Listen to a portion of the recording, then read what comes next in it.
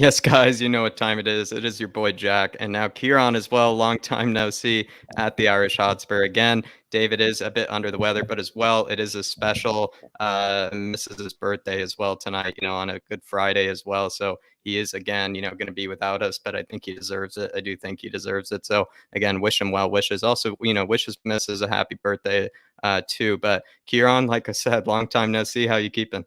Yeah, long time no see. I suppose I'll replace the Irish Hotspur today. I suppose I'm technically the half Irish Hotspur, so you get a pint-sized version of David today. The other half. Yeah, the other half, yeah.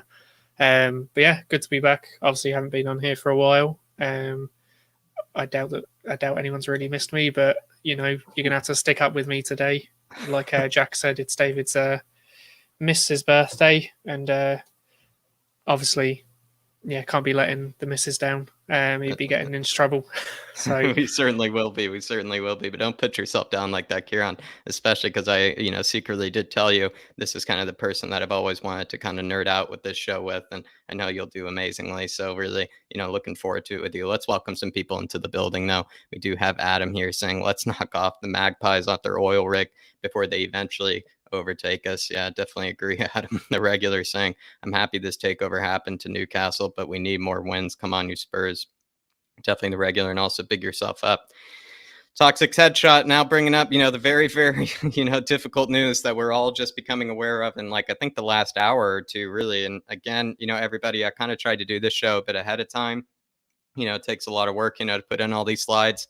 And so I did have to, unfortunately, delete, my Sunny slide. And it's honestly really put me down, actually. It really did. And Toxic Headshot, though, thank you for the update. And it is just it's horrible news. It's horrible news. It certainly is.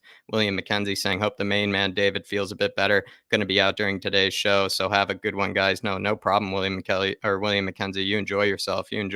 And as well, I know David should be. So hopefully, everybody can have at least a good night tonight, especially considering the news with COVID. Cloud Murphy saying, "Big up, guys. Big up yourself, Cloud." Old Soul's in the building. Welcome, Old Soul. Hope you're keeping well, brother. Talking Ball saying, "What's up?" I hope you're keeping well as well. Talking Ball. Zanuska, really big yourself up, Zanuska. She says, "Evening all. This is a must-win game, regardless of who we have in our squad." I kind of agree, Zanuska. It is still a must-win. I still feel like it's a horrible Newcastle side. I really don't rate them. But at the same time, considering that we did just lose basically our biggest chance creator, our best goal scorer, and to a degree our most reliable player at the moment, and Sonny, definitely makes things a lot bleaker. But I love that optimism. Anthony Gray saying, "Yeah, Bergvine did train today, so maybe that's going to be our replacement on the left. Who knows? And hopefully he can step up for it. He's had a lot of timeouts, so maybe he can do it." Cloud Murphy, we do like to start maybe a few minutes late just to, welcome people into the building. And also I had to make a bit of updates to the presentation because Sonny is out. The other David of the David Army is in the building saying, "Hi, lads. Looking forward to the stats with Jack. Hope Dave's feeling better too." He is feeling, I think, a bit better, but like I said, he also has the missus' birthday today. So it's kind of a, he's just taken out in both ways, tonight, not just because of the sickness. But Para Miguel Escoberto, big up Para Miguel Escoberto as well. You're the GOAT yourself, brother. You are the GOAT yourself. DMT saying, "Great timing. Whoop, pick up, guys." Yeah, it's just, I don't even know, guys. Just to start off the weekend with that sort of news, it's just so painful. It's just so painful. And just making sure. The worst thing is, you hear that Sun's out, which I seen the Sun news yesterday, and I thought, okay, well, I suppose Hill will finally get his chance. He'll start. He'll come in and replace Sun, get his chance to start, and maybe, I suppose a lot of people have been edging for him to maybe start, not obviously ahead of Sun, but just to start in some of our Premier League games.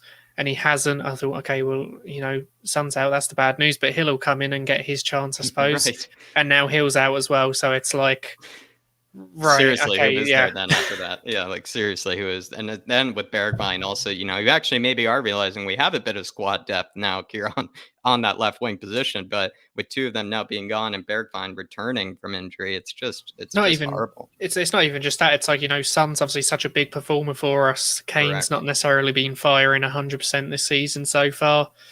Um, I suppose this, we could look at this. Maybe this will be a game that maybe will step it up. We don't know, but based on this season so far, he hasn't. So when you see Son out the lineup, and then you see Hills out as well, who's that kind of young, exciting player that we want to do really Hmm. well at the club, you just feel right. Okay, things for this game are slightly starting to turn against us, and Hmm. you got to think Newcastle have had the takeover, so their stadium is probably going to be packed out. First Stadium's time probably it's going going to to be be sold out in a bumping. while. Yeah, exactly. So their fans are going to be absolutely buzzing, making a lot of noise. Obviously, we are away at St James Park, so it's going to be. I think this going to be harder for us purely because of the takeover and the fans, the excitement that they're going to have, and then obviously to add insult, I suppose, the injuries we have. It's going to be a lot tougher than we'd hope this is going to Yeah, be. it's But practically worst like case I said to you scenario. before, you said just before we went live, you were saying, I don't know, I guess we'll have to try and find something positive, to pick people's, hopes up. And I said, Jack, they're Tottenham fans. They know by now not to have hopes They've taken enough because they always punches. get crushed. They know how to take a punch. They know how to take a No. punch, Spurs fans, definitely for sure. Killian Kenny, well said, Kieran. Killian Kenny, here's your big shout out. Also, big yourself up, Killian. Hopefully, you're enjoying your Friday night. JTHFC saying Sun and Hill out with COVID. What else can go wrong? Honestly, I don't know what else could go wrong. Maybe, you get something wrong, maybe with the cooking for dinner tonight. Maybe, something happens to, I don't even know. Like, it really can't get much worse than this. It really can't. So, hopefully, maybe everything in your life or everything at home is all better because I would just say, at least Spurs wise, I don't think it can get much worse than this. Just want to see if I'm missing anybody because they are starting to pile in now. Tango Bin Al Sheed saying Sun is out. Guess that means we're losing. Yeah, I mean, that's definitely one way of looking at it, Tango. And I would also just say, it is practically worst case scenario, like I said. JC, also hope you're doing well, Tango. JC says, good evening, lads. Good evening to yourself as well, JC. And then David saying, so effing Spursy. It really is. It really is. And William Kelly, big yourself up, William Kelly, with the super chat and here. And also, William Kelly, hopefully you're enjoying yourself. Maybe you have that special bit of rum maybe to the side for when you hear these injury news. But William Kelly saying, get ready for a defeat at Newcastle. They are going to be so fired up for this one, and we will crumble like the Berlin Wall.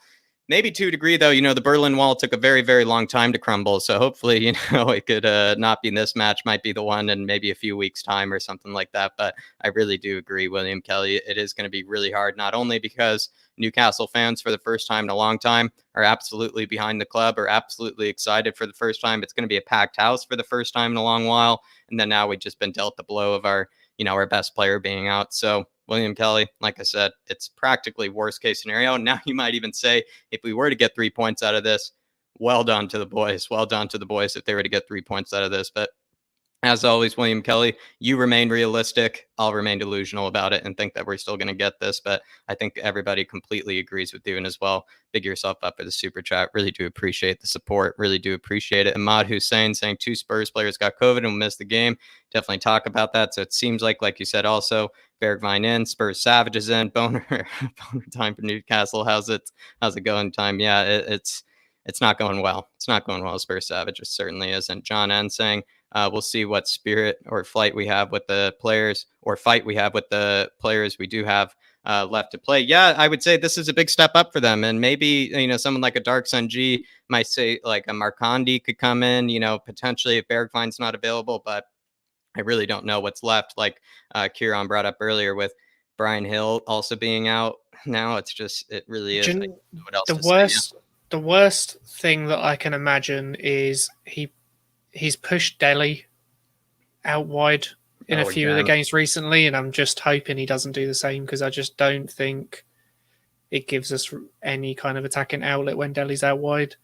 Could he push? I mean, Gio and those guys also have just gotten back, and it's really hard to know whether they can even play. Do you feel like he could do something with Gio, push him a bit out wide? So that's the thing, because obviously I seen reports that obviously they're sending the that Tottenham have obviously sending a private jet out to collect those South American players or something so they can play. James Bond style. Yeah.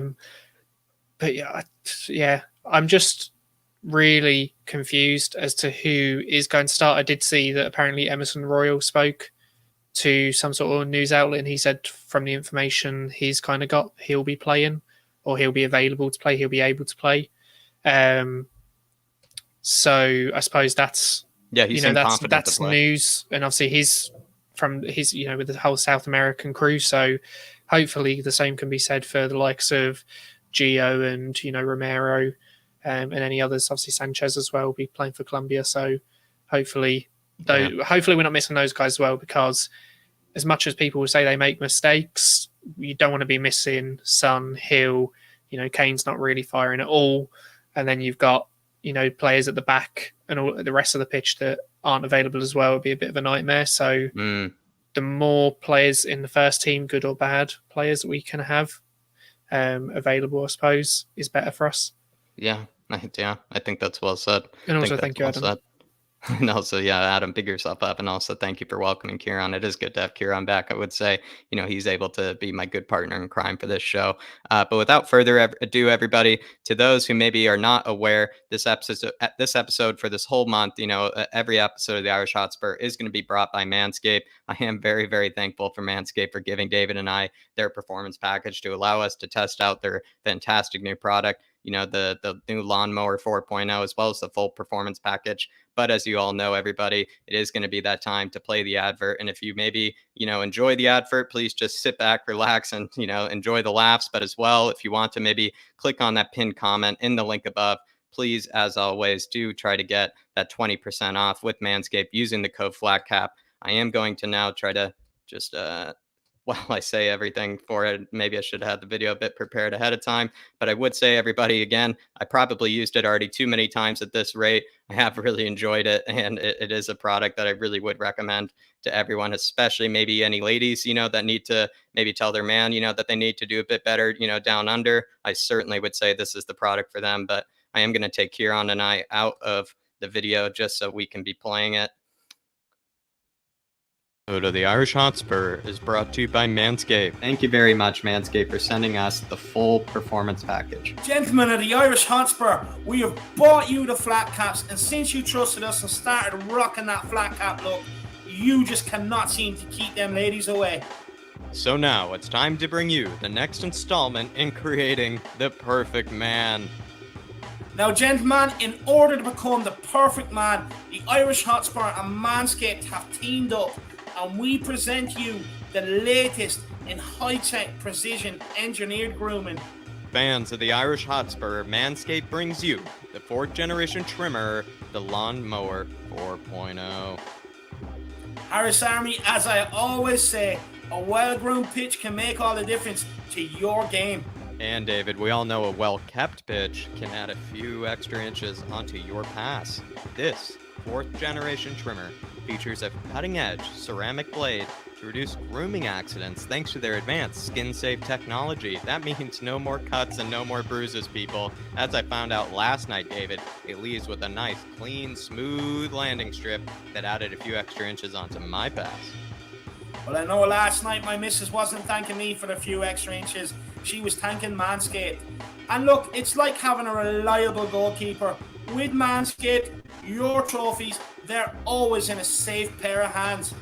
And speaking of a safe pair of hands, the Lawnmower 4.0's upgraded trimmers 4000K LED spotlight will now allow me to be able to groom areas of my pitch, David, that the floodlights, I promise you people, have never shined a light on. And the Lawnmower 4.0 even allows you to customize areas of your pitch to whatever length that special someone in your life desires, with its additional guard lengths with the sizes 1 through 4. No matter the look, Manscaped has you covered, whether it's that bald, hard man look or that well-groomed playmaker. I always try to look like a clean, well-groomed playmaker, David. A number 10, if you will. But Did I mention wireless charging? The new wireless charging system uses electromagnetic induction, which can help battery life last even longer. And admit it, people, an unspoken truth of the common man is that a lot of us have been shaving our crown jewels with the same trimmer we use on our face. Okay, you caught me, Jack. I'll hold my hands up. But from my experience, Jack, even when you are traveling away from home, whether it's that romantic weekend away with the missus or that big weekend out on the town with the boys, Manscaped has got you covered with this lovely leather travel bag. Ladies and gentlemen, Manscaped have truly gone above and beyond this time. I never would have thought I would have needed these goodies until now, but I promise it's a must-have. And ladies, why not treat your special man with his 2 boys and Manscaped's specially scented ball deodorant, hand toner, and gentlemen, can't tell you how crucial it is to keeping those boys down there smelling nice and fresh. You've already bought the flat cap to enhance your confidence, and Manscaped only wants to help you even further. So why not take that one extra step and treat that special lady in your life with some nice, smooth boys? Get 20% off plus free shipping with the code FLATCAP at manscaped.com. That's 20% off plus free shipping with the code FLATCAP at manscaped.com. Your balls will thank you. What are you waiting for? Get yours today. Do not miss out on this deal of the century. Your balls will thank you. Thanks again, Manscaped, for the performance package. All right, going to bring Kieran back in. Everybody, I'll just stress it one more time. Please, please, please. We do have this sponsorship for at least a month, and we would appreciate if anybody does, maybe need that extraordinary grooming package, needs to maybe be a bit more careful down there. I would say certainly Manscaped have got you covered in as well. Again, I would stress it again. If maybe ladies, you know that your man maybe doesn't, or your special someone doesn't really do such a great job down there, really would highly recommend it. But without further ado, let's move on to the actual stats. Let's move on to maybe the to a degree, maybe how we can break down Newcastle, knowing that with such big losses, let's do it. But everybody, it is going to be, how we always start it. We are going to be starting with Newcastle and how we maybe, talk about how they can hurt us. But the cold hard facts, Newcastle are winless in their last 4 home matches against Spurs, 1 draw and 3 losses in their last 4 home matches against Spurs. That is quite interesting when you think about it. But again, I think it's going to be an entirely different atmosphere. Spurs have dropped 4 points from winning positions in the Premier League last season versus Newcastle. I think that's maybe a decent, statistic as well when we do think about maybe Spurs' tendency to be a bit Spursy, especially against Newcastle. Newcastle are winless this season with 3 draws and 4 losses. They are going to be looking for their first win this match. And of course, it could be against us, but I would like to think that maybe we might leave them a bit empty-handed. Newcastle are tied with Norwich with the most goals conceded this season. I think that is a decent statistic. Steve Bruce, though, has been known for being, the defensive low block guy, but in fact, they've actually conceded the most goals this season. Spurs have lost their last 2 Premier League away fixtures recently, and so we have not been very good away from home. I think, again, everybody, these are the cold, hard facts. Moving on to our head-to-head, the last 6 Premier League matches against Newcastle, we've had a draw, I believe, away, and then a draw at home, and then a win, a loss, and another, and then 2 wins. So you could say the form recently hasn't been too spectacular, hasn't been too horrible either. Our record versus Newcastle in all time, it's 71 wins, 34 draws, 59 losses. Nuno's record against Steve Bruce is 1 win, 4 draws, and 1 loss, whereas Steve Bruce's record against Tottenham is actually 4 wins, 8 draws, and 14 defeats. So he actually doesn't have maybe the best of records against Tottenham, but it certainly isn't the worst either. And then Nuno's record against Newcastle is to a degree maybe a bit comforting, but at the same time, not too many wins, which doesn't really make me too satisfied with only 1 win and 5 draws, but then no defeats. I mean, Kieran, anything to say maybe, now that we're getting your thoughts on Nuno and maybe how he might be able to handle, the new St. James's Park crowd, the new atmosphere? Do you think he can do it? Look, I mean, when we look at the last 6 Premier League matches against Newcastle, obviously the 2 draws were last season, and then obviously we had a win, a loss, win-win. Realistically, considering the position at Newcastle have been in the past 2 years, we probably would have hoped to come away with a lot better results than say that. We'd have hoped to win, all of them, maybe draw or lose, one, and that kind of be the one result that's a little bit of a hiccup in those. So you would say that we would expect to do better against Newcastle, but obviously the past few seasons we necessarily haven't been, I suppose, at the high as we were under Poch. We all know that. I think Nuno's record against Steve Bruce, I think, shows maybe a little bit of how maybe pragmatic Nuno is, as well as Steve Bruce. So yeah, but look, he hasn't lost against Newcastle. He hasn't lost against Newcastle. Hopefully we can keep that trend running. I think that the crowd will lift them up. If you look at the record this season for, home teams and compare it to previous season, home team win percentage, I think it is actually a lot higher this season so far. I think that's mainly, though, just because we did have a period where there was no fans, that now teams having the fans behind them is kind of like a 12th man on the pitch to an extent. So hopefully we can kind of maybe grab on early and kind of silence that crowd, stopping them from kind of building any momentum. Because I think otherwise we could see ourselves having another kind of Wolves type game where we just kind of sit in and try to scrape one goal and, we're just kind of getting slaughtered all over. Hopefully not. Would you rather that early goal come, in the first half, just because then we can kind of punch them in the mouth maybe to a degree, and then, or would you rather, because, it seems like when we do grab that first goal, then we become kind of a bit, kind of relaxed or, a bit deflated after. I mean, when would you like to see us score, I guess is the question. I think I'd like to see us score early, purely for the fact of, like I said, the win ratios with home teams this season. I think if we can maybe kind of hit the wind out of the sails of their fans a little bit in their team early, it probably maybe gives us a better step that, yes, even if we aren't being as attacking and going forward, we've at least got a goal. I expect Newcastle to be at us tomorrow, more so than they have been against some of the other teams in the league this season. I expect them to have quite a lot of energy. Obviously, we're having a lot of players come back from international duty as well. They maybe don't have as many. So maybe players coming back a little bit not as fatigued from their side. So like I said, look, if they come and attack us and we've got a goal, maybe it kind of opens up space that we can either hit them on the counter, or we can maybe have a little bit more space to work in and maybe nick a second and then go on from there. But I think the longer it takes us to grab that, I mean, look, this is the same as any football match. The longer it takes to get that goal, the harder it's probably going to be.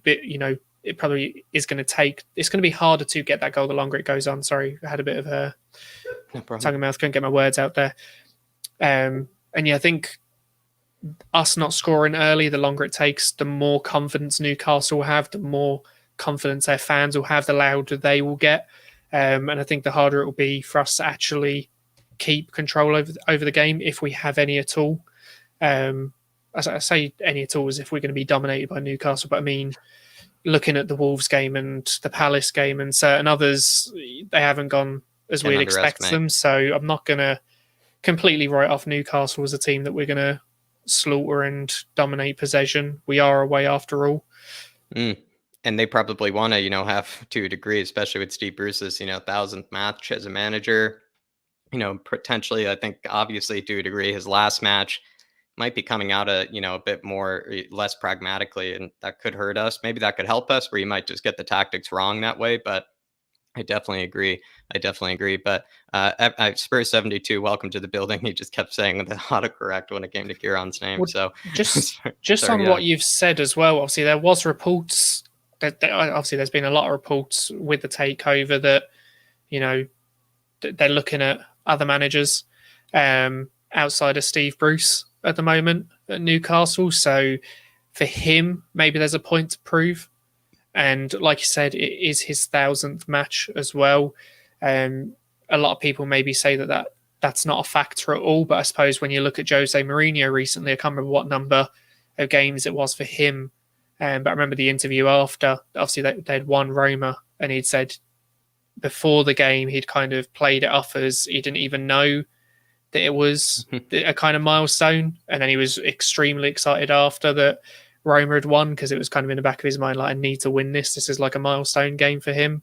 So I think it probably will be at the back of Steve Bruce's mind, but also the fact of there is a new ownership. There is a kind of point to prove going forward. The club probably aren't going to be looking at being this club that just kind of sits back and hopefully grabs a point against some of these bigger teams. So he's maybe going to have to adapt, maybe have his team a little bit more on the front foot than he has, despite him having the same players that he's had previously.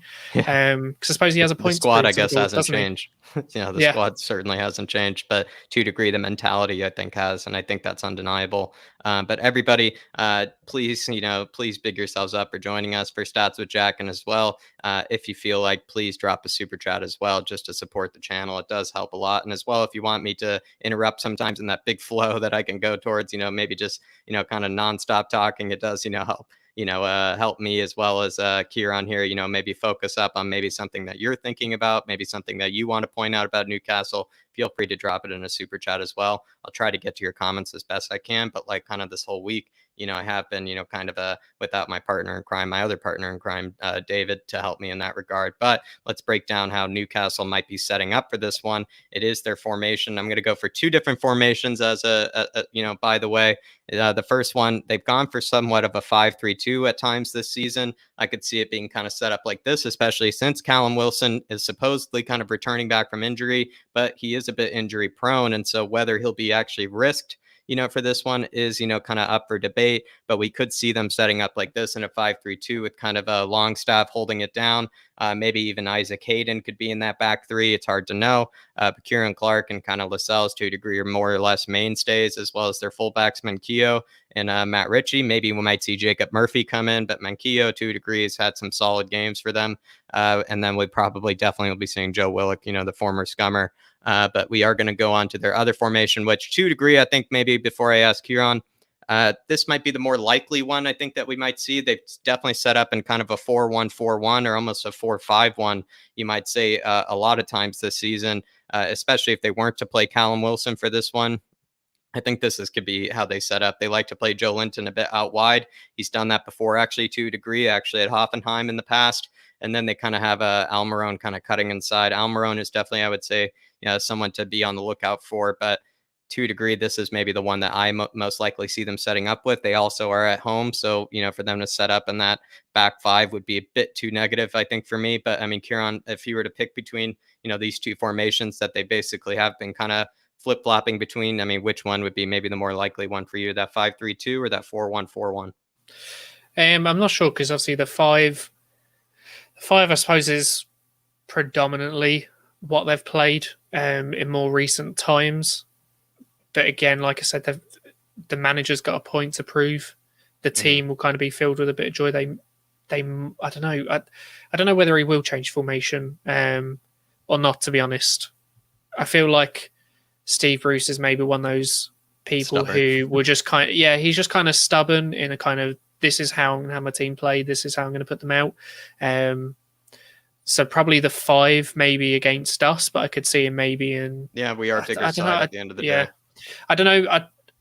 Like I said, I don't know, because I can see them being a little bit more attacking, but I could maybe see them sitting in a 5 still. Just for this game.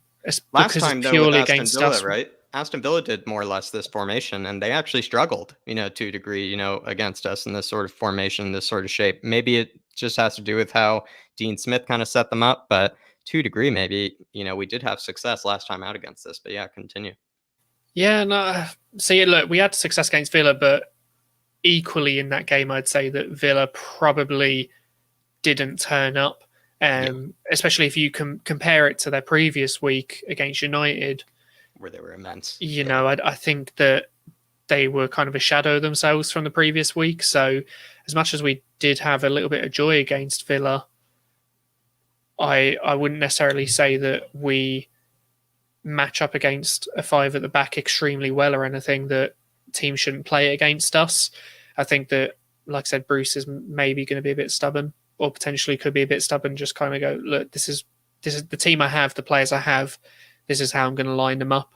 Who knows? To be honest, there's a lot of variables going into this game, especially with our player changes, not having the likes of Son. Yes, we do have Kane, but who comes in place of Son, especially with Hill being out? You know, it'll probably be Bergwijn. But I think evidently there is a loss of an attacking threat in terms of. I don't obviously. I hate to take away from Bergwijn, but I'm just saying there is a clear difference when it comes to attacking threat between him and Son. The amount of goals and assists. And, yeah, he probably even knows it himself.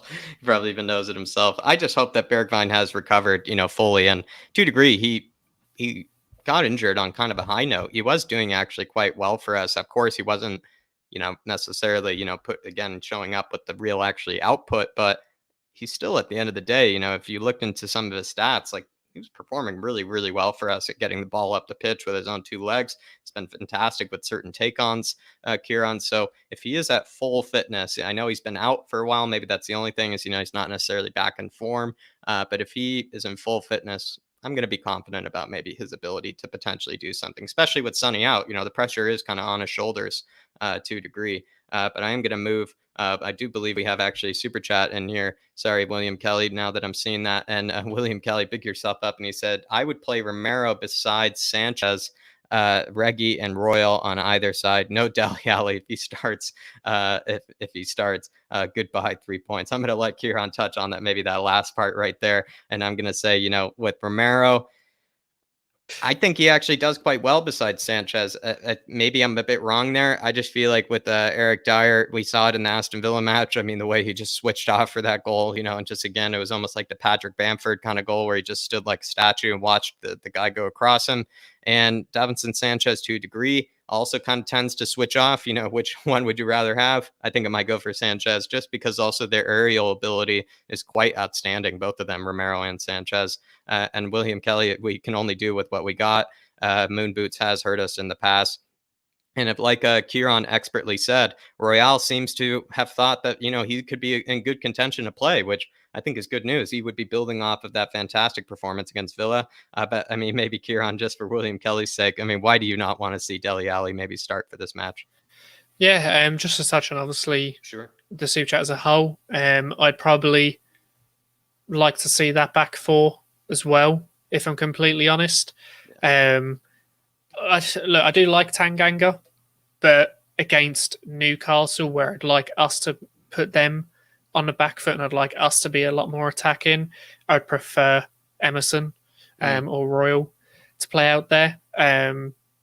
Romero, the ball more maybe with Emerson. Yeah, Romero, especially last season, he's kind of that defender that is the one who will step forward and make that challenge. And I prefer to have Sanchez be the one that's kind of behind him sweeping up. Can he be that sweeper role for you, maybe Sanchez? I'd prefer him there than Dyer, to be honest. So if one of them's going to be a sweeper, yeah. Yeah, and more so because if we are called tomorrow, I'd expect it, hopefully, if Newcastle are attacking, it's not them controlling possession and us sitting deep. I'd hope that it's probably a counter-attack. When you got the likes of Almiron, St. Maximin, and then obviously Willock as well. They're not slow players. They got a little bit of legs in them. I prefer to play someone like Sanchez who's just that little bit faster. Yeah. Maybe that little bit stronger than Dyer. Especially St. Maximin maybe up top as well. Yeah. So I prefer Sanchez tomorrow than Dyer.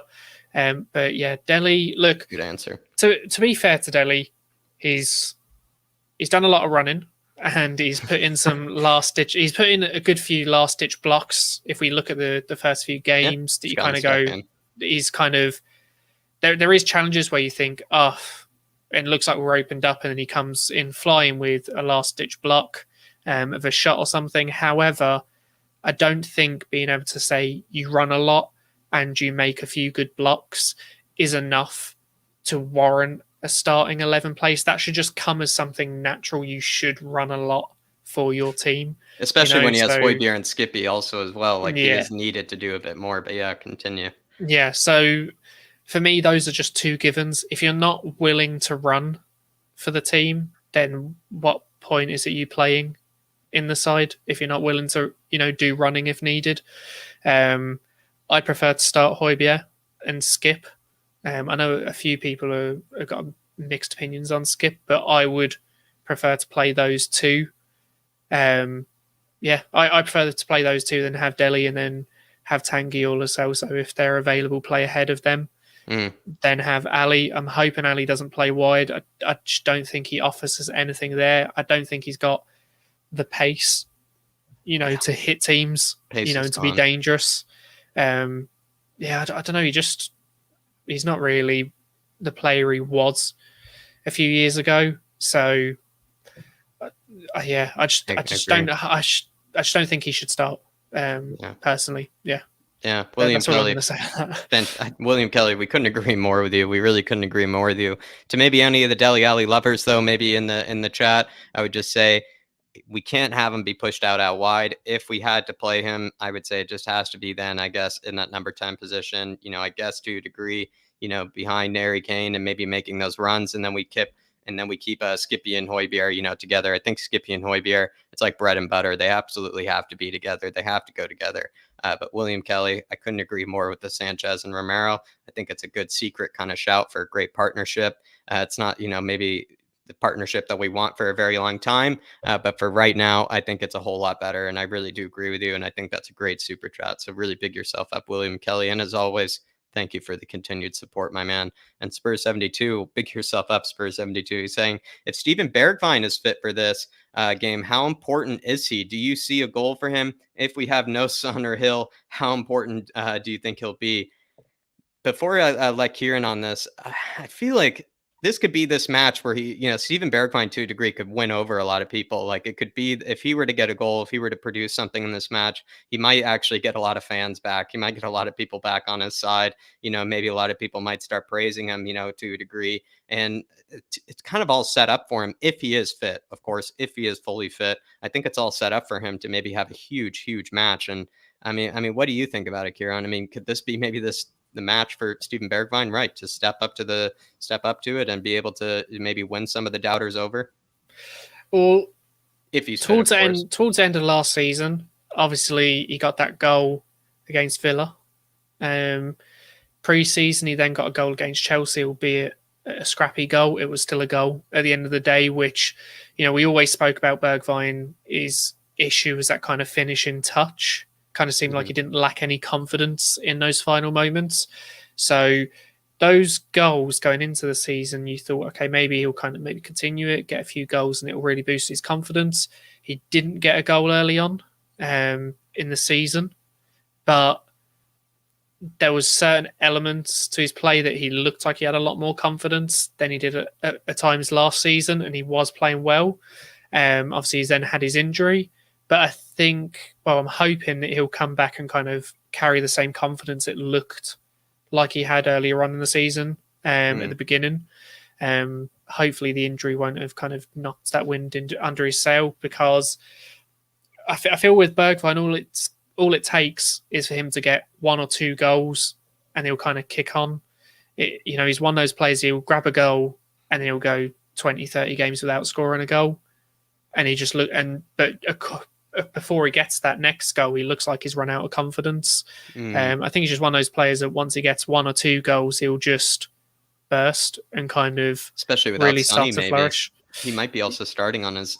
Maybe another question for you, Kieran, and Spurs 72. Fantastic comment, Kieran. I mean, do you feel like Steven is actually better on the left-hand side than he was on the right? Maybe he's more comfortable there actually as well on the left. So this is, again, could be kind of set up for him. I think. Look, he's better on the left personally, because I don't think he's necessarily he's not got the confidence to use his left. But I think when he's on the left, he can cut in on his right foot naturally and cause problems. He can cut in naturally, yeah. Whereas on the left, I think the natural tendency is to just keep going down the wing. So I think on the left, he is a little bit more of a tricky player. He's able to go onto his left down the line if needed, but he's more than comfortable to actually cut in and go on his right, because he's obviously naturally and predominantly the right-footed. Techers also seem to come out more on that left-hand side for him as well. Like we've seen his best skills, his best kind of, movements, from the left-hand side. So I agree with you. And I, just like I said, and I'll reiterate it to you, Spurs 72. I feel like this is set up for Bergwijn. If he's fit, I will digress. If he's fit, if he's ready, if he's confident, I feel like this is really set up for him with Sonny out of the match alongside Harry Kane, probably Lucas then playing as well. Of course, it's a huge loss, but at the same time, I think he could maybe build off of that form from even the Man City match, and then, like I said, win over a lot of the doubters, which even include me. To a degree, he could win Do you me know? over. So Sun Hill have got out with COVID, right? So they're out for what is it? How many 10 games? days. 10 days. So they're gonna miss Europa 2 Conference games. League, and maybe also So, potentially, I guess, next weekend. So potentially 2-3 games. So for Bergwijn, he's got 2-3 games to come back from injury, kind of stake his place, because it's not necessarily like Hill hasn't played well at all. It's not like Lucas has played like trash either. So for him, he is coming back into the squad to also prove a point, and he's kind of got 2-3 games to do that. Newcastle, I think, would be a good game for him, not necessarily the toughest opponents. Then obviously for Tess on Thursday. So look, he's got 2 games. Hopefully comes in extremely hungry into those games, and like I said, hopefully carrying that confidence that he seemed to have at the beginning just before his injury. Yeah. Again, I would like to see him be hungry, and maybe like you even brought up before with that Aston Villa match, from last season. He was hungry for that match. You could tell that he was. You could tell he was desperate to score, and hopefully that would be the case for this one. And Spurs 72, as well as William Kelly, big yourselves up for the super chat, and really, I think 2 fantastic comments as well, 2 fantastic, talking points, and big yourselves up. And anyone else that wants to stop us at any point, and get your thoughts across, especially regarding some of the missing players for this one, please feel free to drop in a super chat. But we will continue on, and I will try to get to the comments as best I can. But like I said, David is not with me, and so we aren't able to maybe get through all your comments as efficiently and as quickly as we maybe would like to. So if you want to skip the queue, like David always says, feel free to drop it in a super chat. And as well, anybody that is new to this, feel free as well to drop that like and also drop that subscribe button and hit that notification bell to never miss another Stats with Jack like this one. But we are going to go into Newcastle's unsung hero. It is going to be Miguel Almiron, and I'm just going to go through these stats here. And Miguel Almiron, to a degree, I feel like he is, an unsung hero for them, mostly because he's probably one of those players, I would say, that isn't necessarily on the chopping block. He's not maybe the first name to be leaving when they get that big new, cycle of players that are going to come in at a certain point. I feel like he wouldn't be the first name on the list that, is going to be probably needing a new club. And that's why I'm going to put him as an unsung hero. He has the 3rd most key passes, which basically is any sort of pass that leads to a really good chance. And with 7, 4th most progressive passes with 12, 3rd most shot creating actions, which basically just chances created with 19, tied for most goal creating actions with 3s. That it does show that when it does matter, he can create a goal. And then 3rd most tackles and interceptions combined with 24, which does speak to his hardworking nature. He's very, very hardworking player. Most pressures in the opposing attacking 3rd with 24. Again, speaks to his hardworking nature. 2nd most pressures in the entire squad with 129. 2nd most players dribbled past. Again, I do actually rate his ability to beat a man.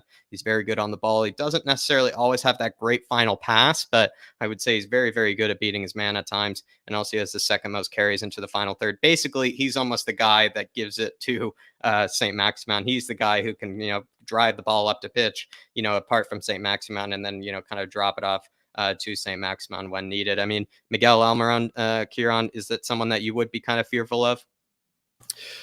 Well, what he's done well so far, if you've watched Newcastle plays, is that player that when they've won the ball deep in their own half, he is that player that will beat a player or receive the ball out wide, beat a player and just drive and get them up the pitch and get, essentially just get them up the pitch into the opponent's half, and then he'll lay it off to the likes of Sir Maximin or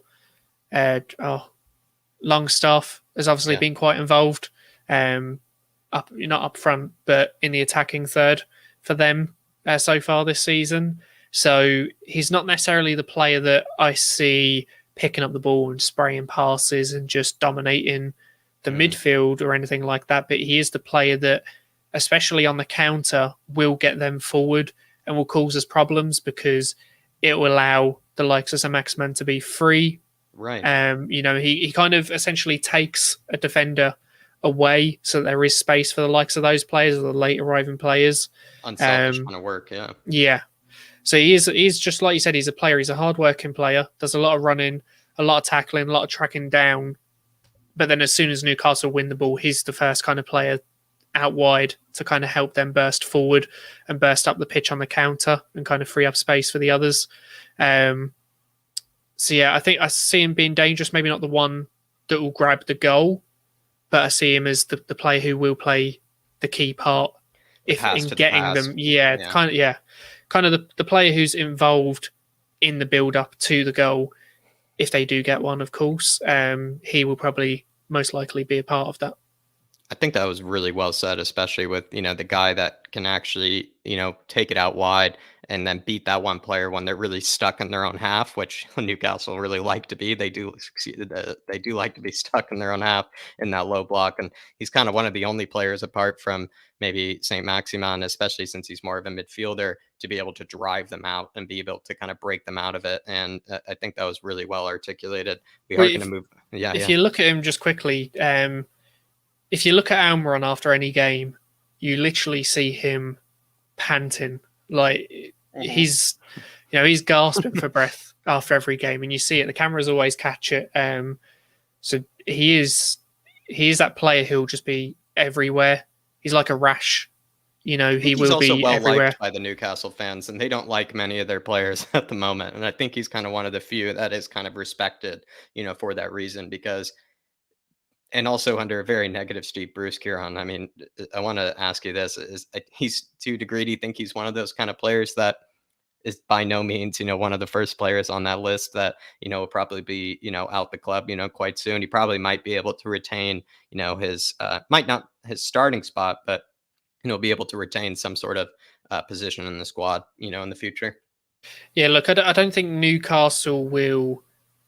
I mean, maybe I would be completely wrong on this, right? But I don't think that Newcastle will just in January all of a sudden sign 10 players and be, competing for the title or European spots or anything like that. I think it will maybe take them, a few seasons to really start getting into that. So I don't see him losing his spot by any means unless he gets a transfer away to another club. He's kind of one of those players. He's not a player that would go into any of the top teams or any of the teams that are fighting for Europe, for those teams that are in kind of the mid-table to lower half end of the table. He's a very good player. One that, like we've already highlighted, does do a lot of work and will run around and just be a rash and be a problem.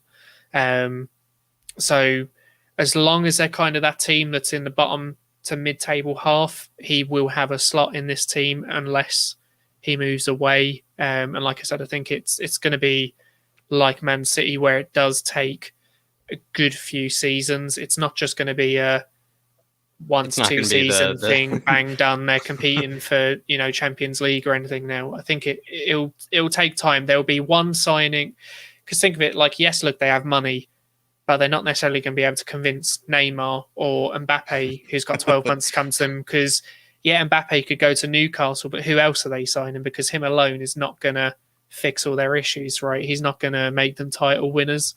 So they won't be able to sign big players like that, I don't think. Maybe one of the older players who are kind of past their days.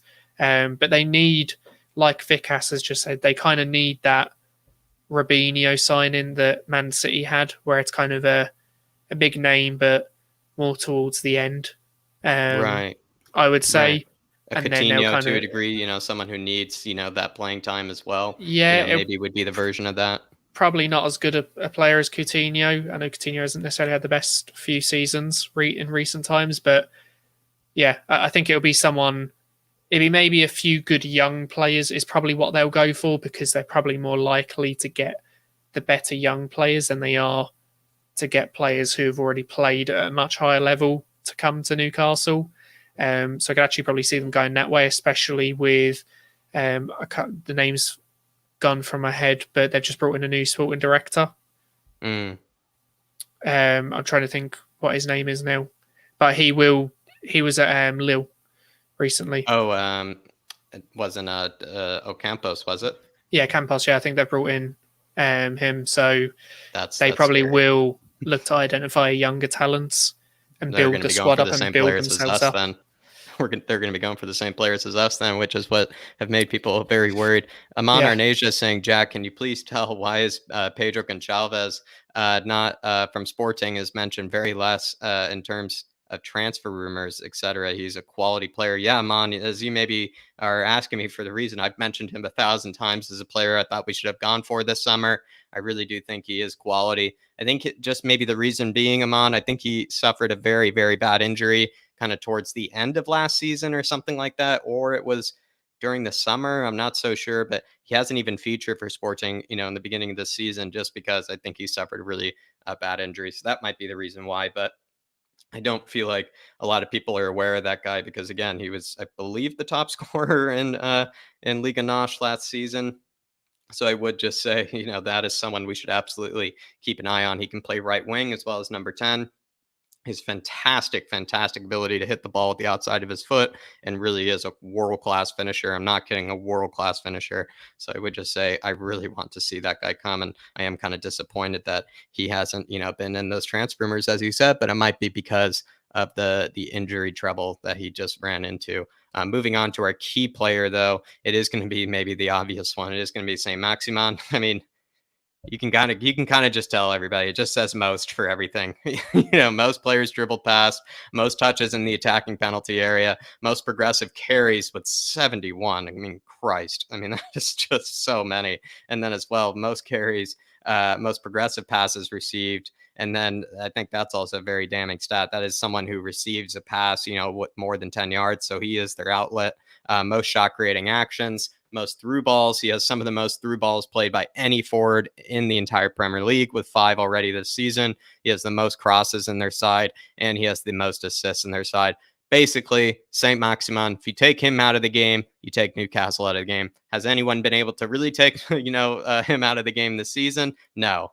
And so I think that's where maybe the trouble will lie, is how do you best manage him? Maybe with what William Kelly mentioned before, potentially something like a Sanchez Romero kind of combination could be the right one, because they can probably to a degree be able to catch up to him to pace, especially Sanchez might be able to, but also they would be able to a degree bully him at times and not make it easy for him when he's receiving the ball. And I think that might be the best way to go about it. But he has practically been, to a degree, one of the best players in the Premier League this season. He is the one that is going to be keeping them up. If they're going to be staying up this season, it is going to be all thanks, I think, to Saint-Maximin. I mean, Kieran, are you a fan of his? Is that someone that personally I'm just absolutely terrified, of him, coming Sunday? The guy is just ridiculous to watch. And I feel like he is, practically going to be the one that either is going to get that assist, is going to get that goal. He's just pretty much their entire offense going forward.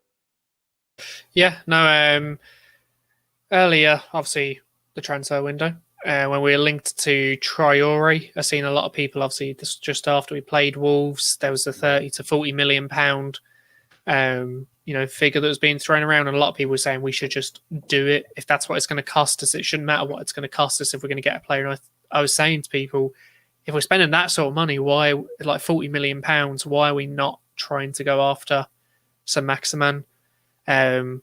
Because we're talking about Traore causes problems and that free up Kane and Son.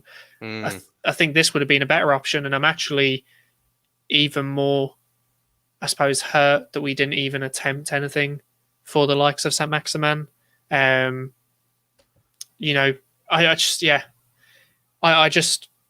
more kind of sickened that we didn't go for him, especially now they've had the takeover, because it's like a thing of money isn't really an issue to them now. So it's not like a thing if we come in with a decent high price bid now, that the club is going to be reluctant to kind of sell and cash in on a player. They can just say no to any price. Yeah, they can pretty much just say no if they want at the moment, which means that we won't be able to get him. And I am a big fan of Saint-Maximin. Personally, I'm not sure if you are, Jack, but I love him. I thought we should have gone for him in the summer, and I would have paid any price actually for him when I think about it, especially if we were going to get Traore for 40 million. I would have paid 50 million for Saint Maximin. I'm not even kidding. I really would have. Sonny, Saint Maximin, and Kane. I mean, that's just ridiculous. That's just ridiculous when you think about it that way. It would be frightening as well. And then you got to think of the likes of Hill would be coming through, in the next couple of seasons, as well as, maybe a starting 11 player. I know a lot of people say now that he should get a starting 11 spot. I don't think he's ready to be starting week in, week out in Premier League games for us just yet. I think it's going to take him a bit of a while to get to that point. But yeah. If we don't have Romero, with what Kane the long shot is saying, do you see that being, like even scarier than, especially if it would be like if Eric Dyer basically plays? I see this as being terrifying. Yeah, well, this is a thing, right? So people will say, obviously, yeah, but what about Joe Rodon? You're forgetting about Joe Rodon. And I'm not forgetting about Joe Rodon. It's just the fact that Nuno in the Premier League has played Sanchez and Dyer. And even when Rodon has been fit, he's not exactly slotted. Something just went mad in the hallway. I just heard a loud noise. Sorry about that. But yeah, pardon me. Sorry, just through my. You were saying Sanchez and Dyer. Yeah, sorry. Yeah, even when Rodon has been fit, it's not exactly like he's been thrown into the starting 11 straight away. So I'd probably still see Nuno going for Sanchez, Dyer. That's if even Sanchez can play. If not, we probably will see Rodon and Dyer. And I do see Saint Maximin causing us a lot of problems. If you think that Traore causes problems, Saint Maximin is Traore, who can finish and who can put in that final ball, or who can put in a decent final ball. Yeah, yeah. So I'm a bit worried, to be honest. I'm a bit worried. Yeah. I'm more than worried. I'm more than worried.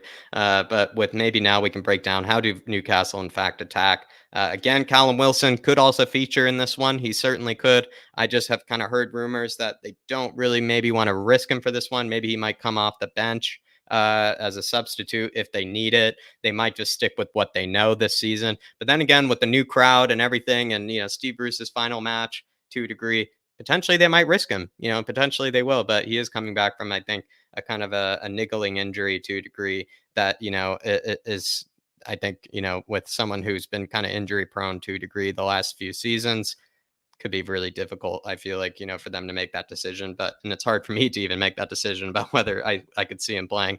But we are going to just maybe get it out of the way. The Saint Maximin something out of nothing is what I'm going to say, because that's exactly what he does. He just creates something out of nothing. When you expect that no player to be able to create something in a situation, he certainly can. I mean, he has, I think, some of the most take-ons in the entire league apart from Traore. He has some of the most dribbles completed in the entire league apart from Traore. But like Kieran just expertly said, he is that guy that actually can put in that final finish and put in that final ball.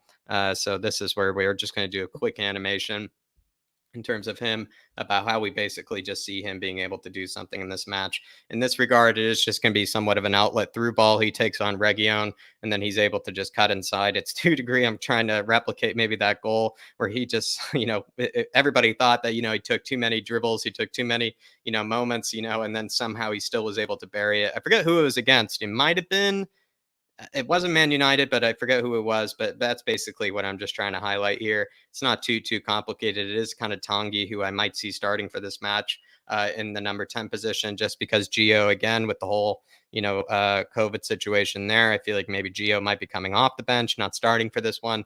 It's just Tanguy losing the ball, and then just them just breaking out from there exactly how they want to play. And then he isolates Reguilón here, and then just is able to make the most of it. Not too complicated.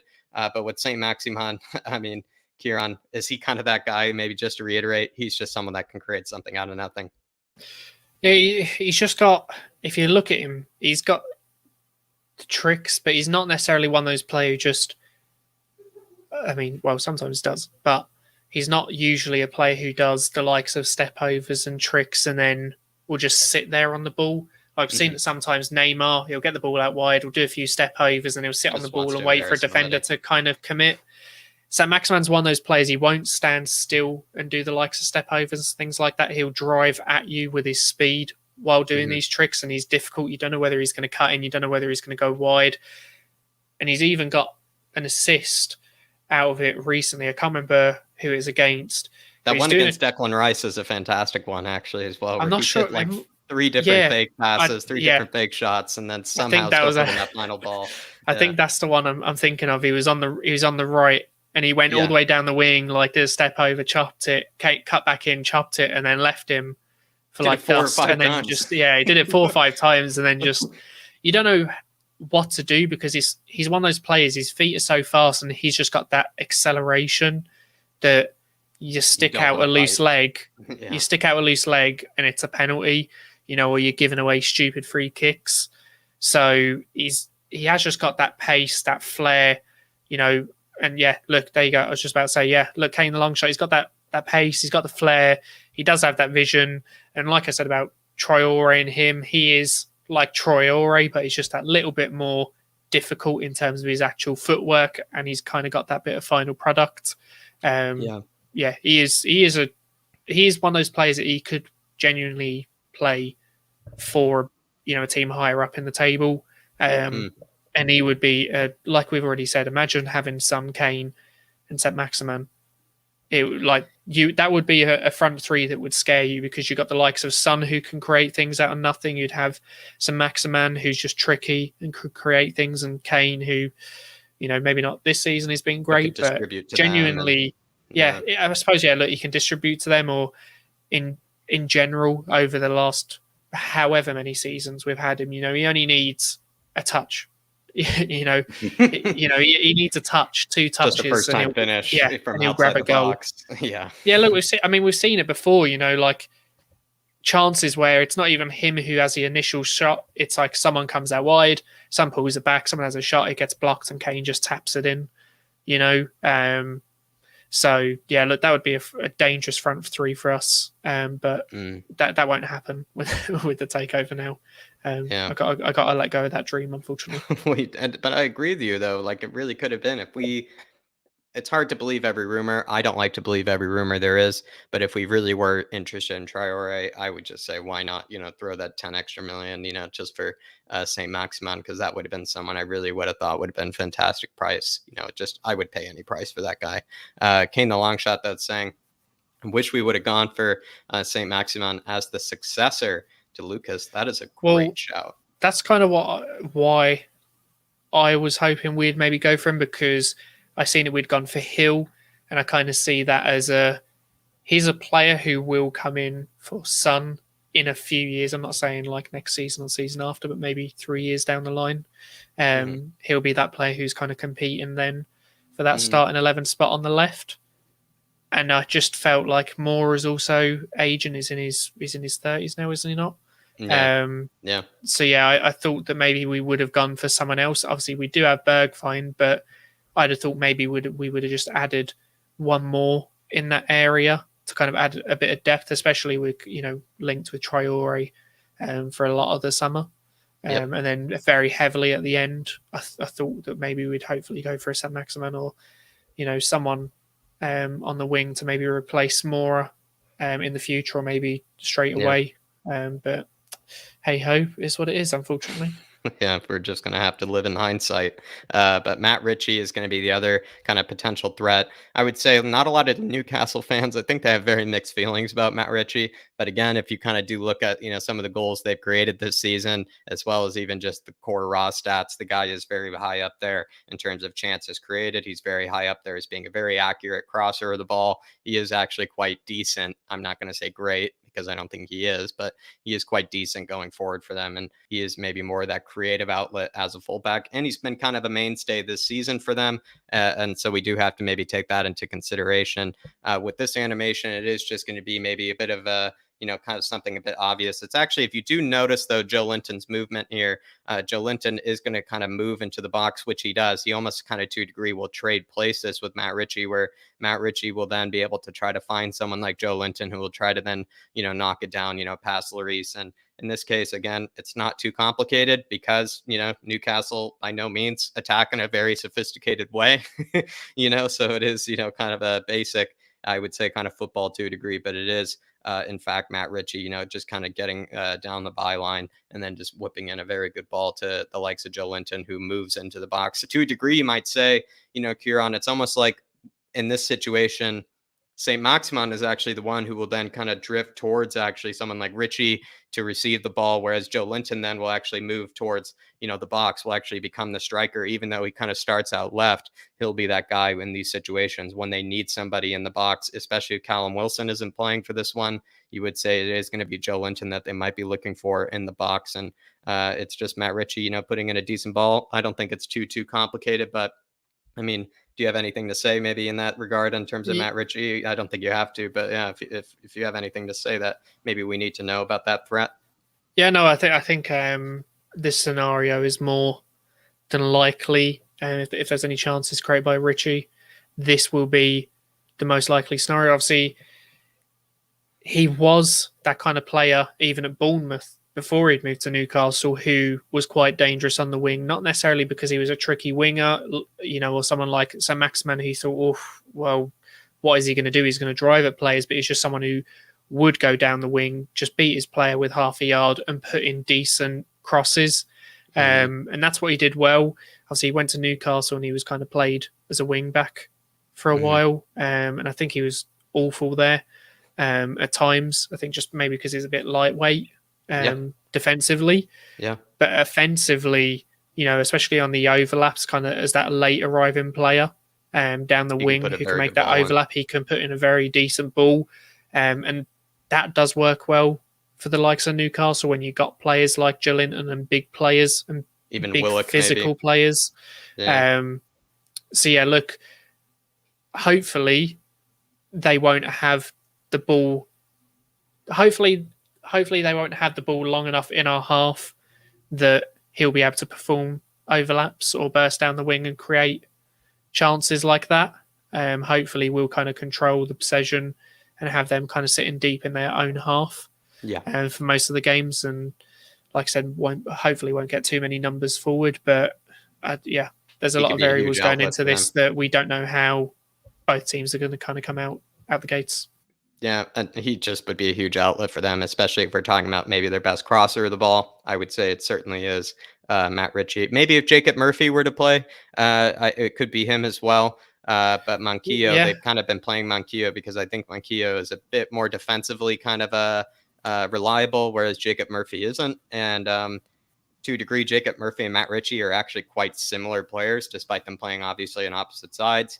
They kind of are more attacking kind of wing backs and not very good defensively. And I think with Steve Bruce, again, we have to recognize the guy is still kind of stubborn at the end of the day and is not going to play, I think, them at the same time for especially maybe a match like this. He will want to probably play Manquillo, and I would see maybe Matt Ritchie being more of a threat, than the likes of Manquillo would. Yeah, well, this is the thing. I mean, they have Callum Wilson as well. Obviously, we're not 100% sure whether he's fit to play or whether he will start for them. But he's still another player who's big, who with the likes of a decent ball coming in will score goals. We've seen it, especially if Dyer is playing. Dyer has that tendency that when balls are crossed in, he doesn't actually come and attack them.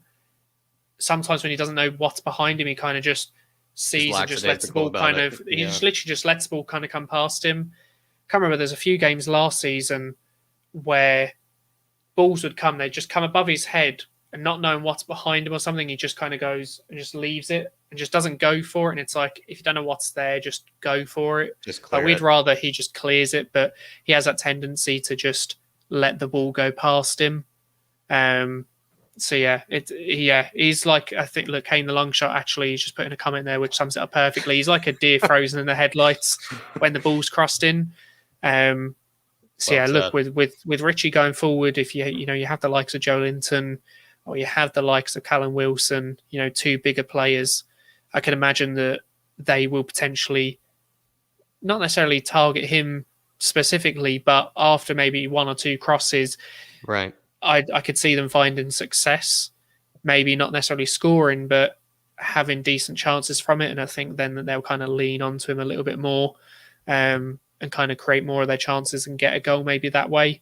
If it's not through the likes of St. Maximin with his kind of trickery. But yeah, obviously you've got another slide here. No, but and again, everybody, Kieran is really like someone that is brilliant to bounce off of with these. He's really honestly making my job a whole lot easier. So if you do want to ask Kieran something, maybe with his thoughts on Newcastle, you don't have to listen to me drone on. Like maybe you've heard this whole week. Please feel free to throw in a comment, asking Kieran something, or even if you feel like throw it in a super chat as well, if you're generous enough, because again, we do kind of like to keep this train going, keep it moving, and if you do want to maybe break into this conversation, feel free to throw it in a super chat. And as well, please drop a like as always, and please throw a subscribe in if you are new. But Miguel Almiron, this is again, Kieran like kind of predicted what this one would be. He hasn't seen any of this ahead of time. He really hasn't. And he said that Miguel Almiron is that guy that will be able to actually kind of drive the ball up the pitch and just be huffing and puffing his way up the pitch, as he said earlier, in order to get that ball to St. Maximin, in order to just maybe get them out of that low block shape. And so this is just going to be Miguel Almiron is kind of just an outlet kind of as an outlet kind of animation. Again, not too complicated, because I will stress again, this season, they do not score very sophisticated goals of any kind. It is just going to be Manquillo basically trying to find maybe a ball on the outside of the wing, even over the top to a degree, to Almiron. Like we said earlier, just huffs and puffs, just drives it down the wing, and then maybe finds St. Maximin, who I feel like St. Maximin, he's not going to be the guy that's going to be in the box. He's actually going to kind of continue, as you maybe will see here. He'll actually kind of drift maybe towards the ball, and then maybe find that pass to someone else, to inside the box. And again, it probably will likely be Joe Linton, maybe drifting inside the box, being kind of not really a late runner, but someone that will move from the left-hand side into the middle. And then St. Maximin, who has already 5 through balls completed this season, will probably be able to find him with a very clever maybe pass through, the legs of somebody, through the wickets, and then to a degree maybe create some sort of dangerous chance. And Miguel Almiron, I would say, just someone, of course, as always, that I just think is, a very hard worker for their team, is very decent at also beating his man with, a dribble or two, and is just the hardest worker in their side, you might say. And I mean, again, it's not too complicated of a goal, but it is someone that I think we do have to respect for his ability to do exactly what he's doing right here, Kieran, which is just being that outlet for them when they need it. Well, this is a thing, right? Like Newcastle, it's not necessarily pretty football, it's direct football, and it's not necessarily direct in just stick someone long and just lump it up to them, but it will be direct in terms of they might play it to feet, and that play will just drive. They won't try any silly business. They won't try and they won't try and take on 7 players. It'll just be get the ball, drive down the line, play it to someone else. The only one who really does anything kind of tricky is St. Maximin, and that's usually in kind of that final third, creating that half space just to get the final ball across or get that shot off.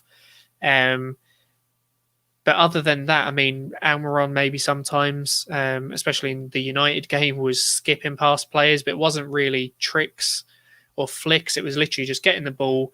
United players would leave a leg out, and he'd just knock it into the space, and he'd beat them, and he'd drive past them. And it's direct, but for them, that's successful, and that's what works for them, and creates chances for them. They're not necessarily the best ball playing team, so that is kind of why I feel that's kind of what I was leaning towards a little bit when we're saying would they change formation. Obviously, there's going to be a bit of pressure on Steve Bruce to maybe get results now with the new ownership coming in. Yes, he doesn't have the greatest team, but there will be a bit of pressure, especially with rumours that they may be looking at a new coach or a new manager coming in. And obviously now they've got a new director of football. But like I said, I think Steve Bruce is that bit stubborn where he's going to kind of go, do you know what? Like, I don't care. This is what works for me, and this is what works for us so far. I'm just going to stick to it. I don't care. This is what works. I'm going to stick to it. Which is why I was kind of a bit unsure. Does he switch formation or not? I don't think so. Just, like I said, he's one of those managers. He will kind of go, yes, this direct football is how we play. So that's what we're going to stick to. And look, that's why I can also see us hopefully having more of the ball tomorrow. But saying that, when they have less of the ball and there is more space for them to counter-attack into, that's when they're dangerous. So that could come back to bite us in the arse a little. Yeah, certainly could. Certainly could. And I really agree with that.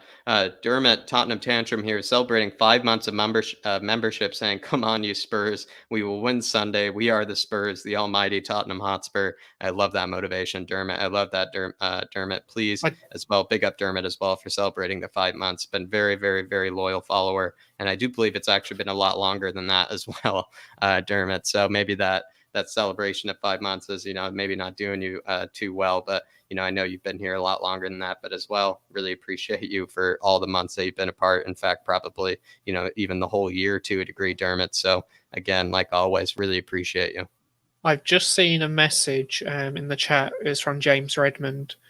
It was from a few minutes ago, but he did say that apparently that now the four South Americans are out, and Steven Bergwijn sprained ankle. So obviously we did hear that report. Obviously, we there was that report that obviously Emerson was understanding that he'd be able to play this weekend, but obviously now we're hearing that if true that those four players, which would be obviously Sanchez, Emerson, Lo Celso, and Romero, will not be playing and not be fit. And obviously if Steven Bergwijn still has a sprained ankle, then I suppose it's time for Markanday. Obviously, actually, to be fair, Dylan Markanday's been playing well. He's on fire. You could cook an egg on him, as I said before. He's so on fire. Yeah, no, he's been playing well. He's been playing well for the youth academy. Obviously, a lot of people rave about Dane Scarlett. Markanday's probably had a better start to the under-23s season than Scarlett has. So yeah, look, I don't know. Look, it's a bit tough having all those players out. Oh, voice crack there, but I'm used to it. It is a bit tough having all of those players out. But I suppose, look, it's maybe a chance to play the kids, play the boys. To play the kids. I hate saying that because obviously if we want to play our full strength team and get the win, but if we can't, someone can. I'm trying to pick out positives here. I'm being a typical Tottenham fan, trying to pick out positives from shit situations that constantly hit us in the face. That's pretty much the only upside. Play the kids, but then we're probably going to lose. So, and everybody, I do apologize as well. I do kind of make a lot of this ahead of time, so I didn't have the information that we're all receiving at the moment. So do bear with me as I maybe unfortunately have some of the players that will be missing for this match in some of these animations and formations and whatnot. So do bear with me in it. I do apologize again. I try to make it all ahead of time, and it's just unfortunate that it's all ended up this way. Maybe we did it a bit too soon, but at the same time, it takes a lot of hours to put them all together. But how do Newcastle defend? This is going to be the situation, Kieran, where we do try to break down maybe the areas that we don't want to lose the ball, which is highlighted in red.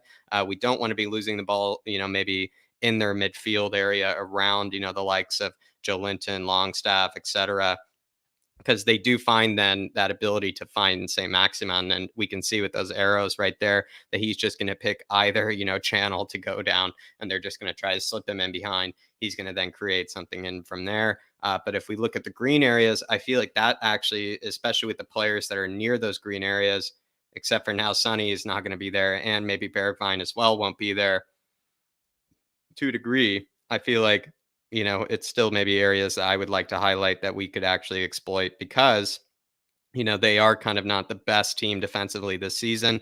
They have conceded some of the most goals this season. And I would like to say that if we have maybe Lucas, drifting inside like he always has this season, he could probably find the likes of Harry Kane, with some sort of run.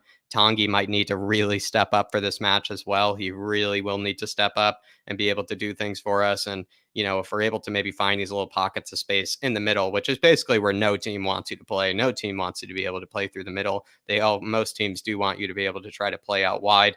And if we are maybe going to be able to penetrate that middle with the likes of maybe some Tanguy brilliance, Lucas brilliance, or Harry Kane brilliance, we could find a bit of success. But Sergi Reguilon is also maybe someone as well who can maybe take on the likes of Manquillo, make his job a whole lot more difficult. I would also say as well, Lucas, more and more with all these injuries, is going to become more and more crucial for this match, just because Matt Ritchie, I do not rate as a defender at all. I feel like Lucas could actually burn him a lot, with whatever skills or whatever, ability that he has to drift inside, and then would have to maybe force another defender to help out Matt Ritchie. And then that only creates more space for Harry Kane, that only creates more space for Tanguy, etc. This is just maybe the areas that I would say we could exploit if they're going to rock that 4-1 that 4-1-4-1 shape, or that 4-5-1 shape. That's very, very negative. If they were to do that, kind of a 5-3-2 shape, apologies for the kind of the chaos here, but I actually think the 5-3-2 shape, we could have actually a bit more success, just because, I think that actually often allows it so that it's very difficult to penetrate them on the wing, but it actually can make it easier for us to penetrate them through the middle. And we actually saw that against Aston Villa, where, it was hard for us to maybe get a lot of freedom on the wings, but in fact, we actually had a lot of space and a lot of time in the middle, at certain moments. And I think that could, maybe be to a degree of saving grace for us if they were to go for this sort of formation. But I think either or, I would like to see us, penetrate their middle.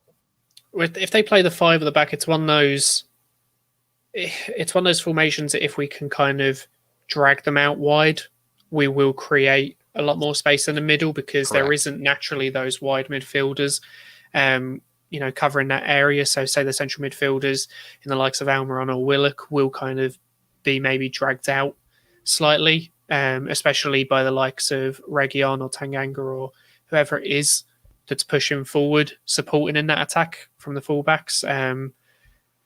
So yeah, look, I think the 5 is probably what we'll see from what we've discussed. I think that even though we didn't maybe have as much maybe freedom down the wings against Villa, I think that against Newcastle, that's maybe where our chances will probably come from, where we kind of initially start wide and then the ball will eventually or finally progress into the middle in kind of that around the penalty box area. I don't think we'll kind of attack directly through the middle. I think they'll put kind of numbers in there and be quite compact. So yeah, to be honest, I do see our chances coming from the middle before developing. Coming from the wide areas before developing into the middle. That's a great point, actually, because that's how you draw them out from that maybe very conservative block in that shape. It's actually how you kind of have to force them, even if they do want you out wide. We do have maybe players like Reguilon to a degree, players like even Højbjerg, who can actually be able to slip balls kind of in behind, kind of sneakishly, if we do maybe force them to kind of attack us out wide. I think that's a great point. Well, that's the thing, is it's more especially as how fullbacks play, in this day and age, where it is kind of up and down the full length of that pitch. They will overlap. You see it with Reguilon. One of our wingers will pick the ball up one-on-one with either Manquillo or Ritchie, and the likes of Emerson Tanganga or Reguilon or whoever it is will be making that overlapping run or the underlapping run. So you kind of create kind of a 2-on-1 situation with that fullback, in a sense that sometimes you will kind of drag players, out to kind of cover for that. Obviously, having the 3 centre backs, you will have a lot more cover in the middle. So, creating those little overloads or those little 2v1s, out wide is, like I said, where I think we'll find success, especially with if Reggie is playing. I did see a chat, someone saying that Reguilon was apparently flying with Hill on the way back. So obviously that, I'm not sure if that I think he would just be tested. I'm not sure. Yeah, they do the rapid tests. Yeah, that's what I was going to say. I'm pretty sure it is just he gets tested, and if he doesn't show any signs of COVID, then he can play. I don't think there's like you were in close contact, so that's it. You can't play either. So hopefully we're good there. If not, I think that's the 4 South American players potentially out. Bergwijn, some people are saying he is fit. Some people are saying he's still got a sprained ankle. Might be a game time, match time decision. Yeah, I generally don't know what the situation is, but it looks like we just have so many injuries and COVID absences. And I'm not going to lie, I hate international breaks. Yeah, the ones in the summer, I don't. The ones in the summer I don't mind, because it means we get more football. But these ones, under a pandemic as well. It's just It's just do you know what nonsense. I seen? I'm not sure if anyone else saw this. Is really off topic, but Courtois' interview. Courtois. Yeah, it was Courtois' interview recently, and he was saying that like what's the point of the third, fourth place match? He was like, you basically UEFA, and you know they only care about the profit. You know, basically about the money. And I've seen a lot of people saying like, oh yeah, look, he's crying when he's on 250k a week. Yeah, he's on 250k a week, but we'll sit here and gladly complain like, oh, fucking international break, look what it's doing to the team. We've got so many breaks. We've got so many injuries. I think Lloris actually even said a certain, more or less the same thing. He said like, you know, we're not dogs or like something like that, where he just said like, you know, and maybe that's kind of classic kind of, you know, to a degree kind of maybe French wording in that regard. But, you know, I can kind understand of see where he's coming from. Yeah, you see where he's coming from. They're overworked. I can understand the odd break where it's kind of like you have a break maybe where you've got 2 games in it, but then they won't have many games. You know, they won't have another international break for a while, but at the moment, it just seems like there's an international break every 2 weeks. You know, when they're going to play 2 games in that, you know, little break, I think is ridiculous. There's no need for a third and fourth place game in that Nations League. Yeah. Like, what? There's no trophy involved in that. There's no need to play it in the middle of the season again. You know, that extra game is purely, it's purely money related. There is no need for that game. And it only affects the teams that those players play for, right? You know, and it does cause injuries. You know, like you got to think that we had the season that COVID struck, which that season I think was ended that little bit later, didn't it? So that season ended later. The next season kind of started on time, but obviously there was a shorter break in the summer. Then obviously we've led into this, and we still have season where we've had the Euros and we've had the Copa America as well. And now we've, you know, started this season, and now we've got more international breaks. It is a bit ridiculous, to be honest. I'm starting to just really get annoyed with international breaks. It is infuriating, but I doubt I'm the only one who feels that way. To me, coming from somebody that's not even the biggest fan of the U.S. men's national team, I actually despise it, and I've always kind of despised it because I don't really have, to a degree, an international side that I have, let's say, a ton of love or allegiance for. So it's just always kind of a dead period for me. And now seeing that it's hurting, you know, one of the only things that I love at this rate, you know, it is just, I will say, Kieran, maybe just, I could use a whole lot more colorful language about it, but I'm not going to, but it really, it genuinely does absolutely so could I, but me. I'm only a guest today. So, you know, I'll keep my French. We'll keep it a bit more PG for this one. We'll keep it a bit more PG. I'll keep my French in the back locker for after we come off stream. We'll keep our Hugo Lloris language in the background. But everyone, you know, I appreciate also all the condolences, you know, for, you know, the stats of Jack. I would say this has been by far one of the best conversations that I've had for stats with Jack, you know, joined by Kieran, but at the same time, it's been the bleakest one. It certainly has been the bleakest one. I'm not in any way capable, it feels like, of hyping us up in any ways, you know, like talking about, you know, how we can break down these teams and whatnot, because it's all just been coming crashing down with all of these like I said absences. Before the stream, you know, I've already said this at the beginning of the stream, but obviously I know a few people have come in since then. You were saying, you know, let's try and give people something to be positive about. And I just said that, come on, they're Tottenham fans. They know that there's nothing to be positive about. They know how to take just a punch. give them the miserable points, give them the bad stats to have them worried about the game on the weekend, and everything will be as normal. I think, hopefully we just did that maybe with how Newcastle probably might be able to a degree, really, really hurt us. And hopefully, guys, you enjoyed the Newcastle breakdown. You know, great news for Newcastle, clearly, as we just, you know, highlighted earlier. Great news for Newcastle, really great news. For us, horrible news, absolutely horrible news. Faz Radfar just joined, and also thank you for joining, Faz. Big yourself up, and he says, just joined. Who is missing for Sunday, please?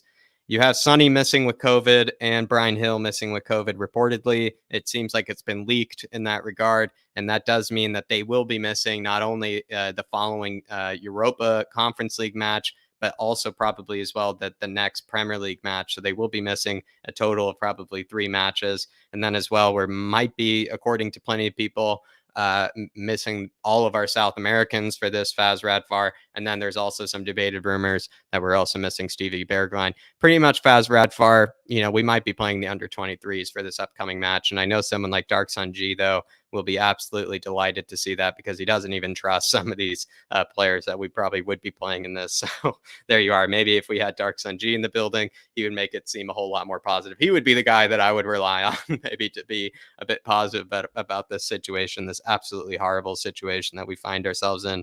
But big yourself up, Faz Radfar. I appreciate the support. That is my update. And I think as well, though, probably in the comments, people in the comments will help you as well. We could be wrong, right? Like, we know how many false rumors come out. All of our South American guys could come back and play. Steve Bergwijn could be fine, and one of them might be vaccinated as well. Yeah, and, it's not as bad as we think it is. On the other hand, all these reports could be true, and we could literally just have no one and have to play the under 23s, like you said. The under 23s and Dyer. That's worse. Great one. That's a good one. I would say maybe there is to a degree. There is actually maybe. I'm not sure, but I know Gio isn't vaccinated. I feel like that's been like said before, where he's like Messi or something, where he's a bit anti-vax. And but I think Romero actually might be vaccinated. And then as well, there might be someone else in the squad that may be from the South American region, potentially Emerson, that could be vaccinated. So that would mean then that, like, if they pass their COVID rapid test, I feel like that could mean they can play, because to a degree, it allows you to fight off, the chance of getting the virus a whole lot better than anyone else.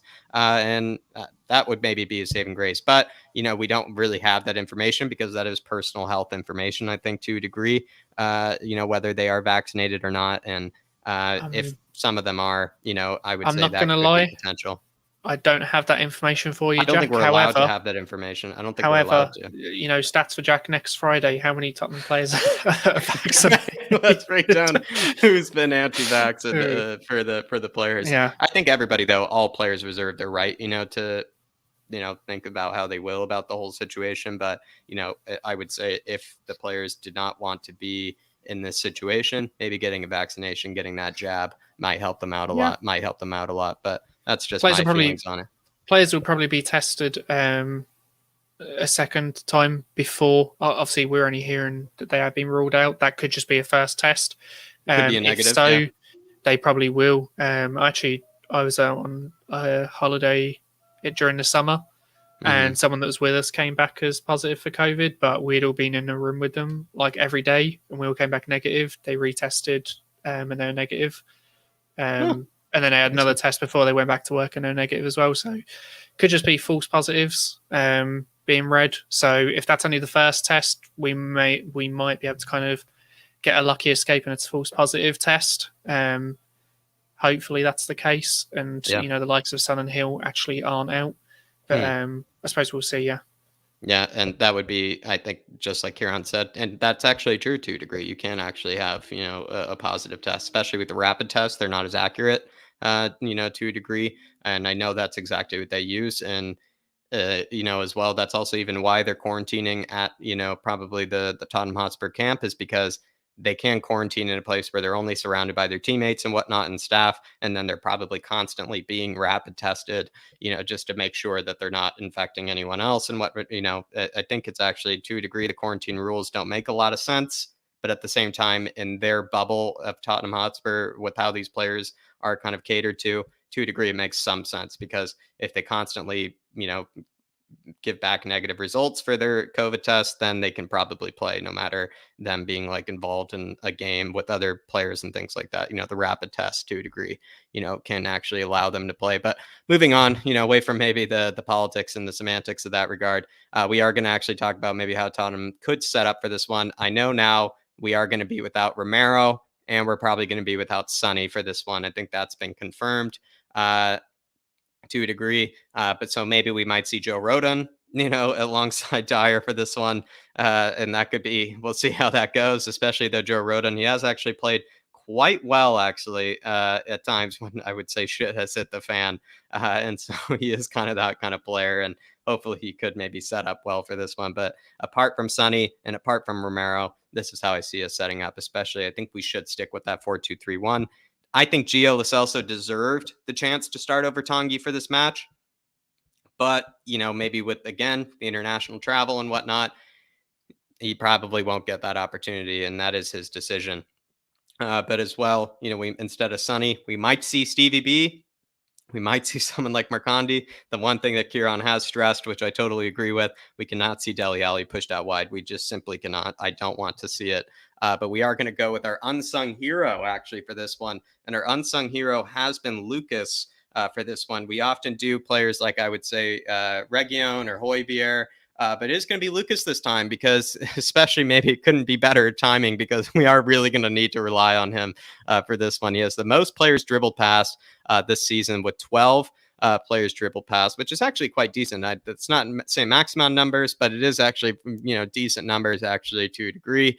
He has the most carries into the final third with 16. He has the most progressive carries, which again is a carry of a ball that is more than 10 yards with 35. He has also, I love this stat here, on the most aerial duels won actually in our entire squad Most with 20. Unexpected player to have. The dude has the most aerial leaping. duels, He could probably dunk. He probably can dunk, I would actually say, basketball. Like, he is actually, Lucas is very underrated with his athleticism. His athleticism is very underrated. The guy is also, for his age as well, like, he's just an unbelievable athlete. He really simply is. And I would say his aerial ability is probably one of the most underrated abilities of his. I've never seen a guy of his size be able to jump to the lengths that he can, to the heights that he can. And that's probably one of my favorite things about Lucas is, you don't need Harry Kane to, sometimes it's not Harry Kane that's winning that header in the box. It's going to be Lucas that's going to be winning it over, someone that's twice his size, at times. And that's what makes him, and he's actually quite deadly about it. It's not like he just wins the header and misses. He, to a degree, is actually quite accurate,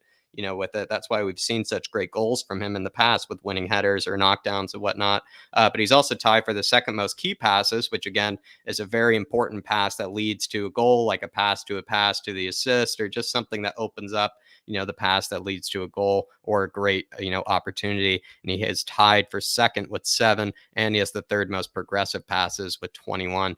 I would just say he is going to be absolutely crucial for this one. Absolutely crucial.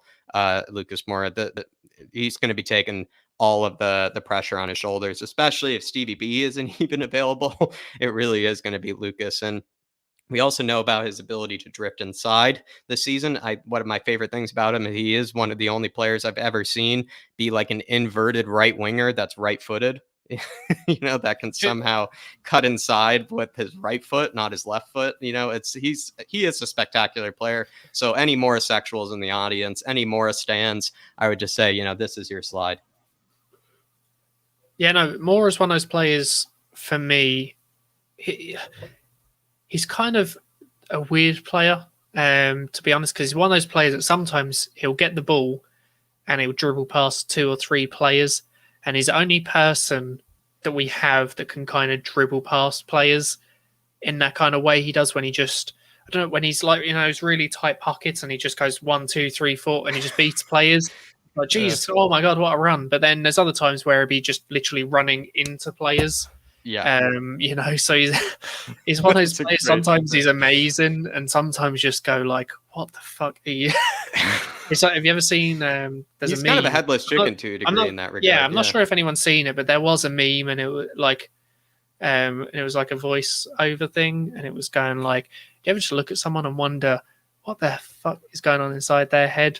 And then just so it shows people doing like something stupid. He's that player. Sometimes he'll just pull off some amazing dribbles past players, and at other times he is that player that I look at and just go, what is going on inside his head? Because he's just running into people. So hopefully tomorrow we'll get the good version of Lucas, who's able to beat players. But yeah, look, I think he's very much that Man City Lucas. I would say like that guy was just absolutely terrorizing. Any City player there was. I mean, even we were all as Spurs fans when Jack Grealish, tried to kind of step over him. Everything we all wanted to get on the pitch ourselves and shove over Jack Grealish ourselves, because we were saying you can't be talking smack to Lucas after he's embarrassed you this whole match and everything. And Lucas, when he is at his best, I would say, Kieran, he is a force to be reckoned with. He really is. And that's what I mean.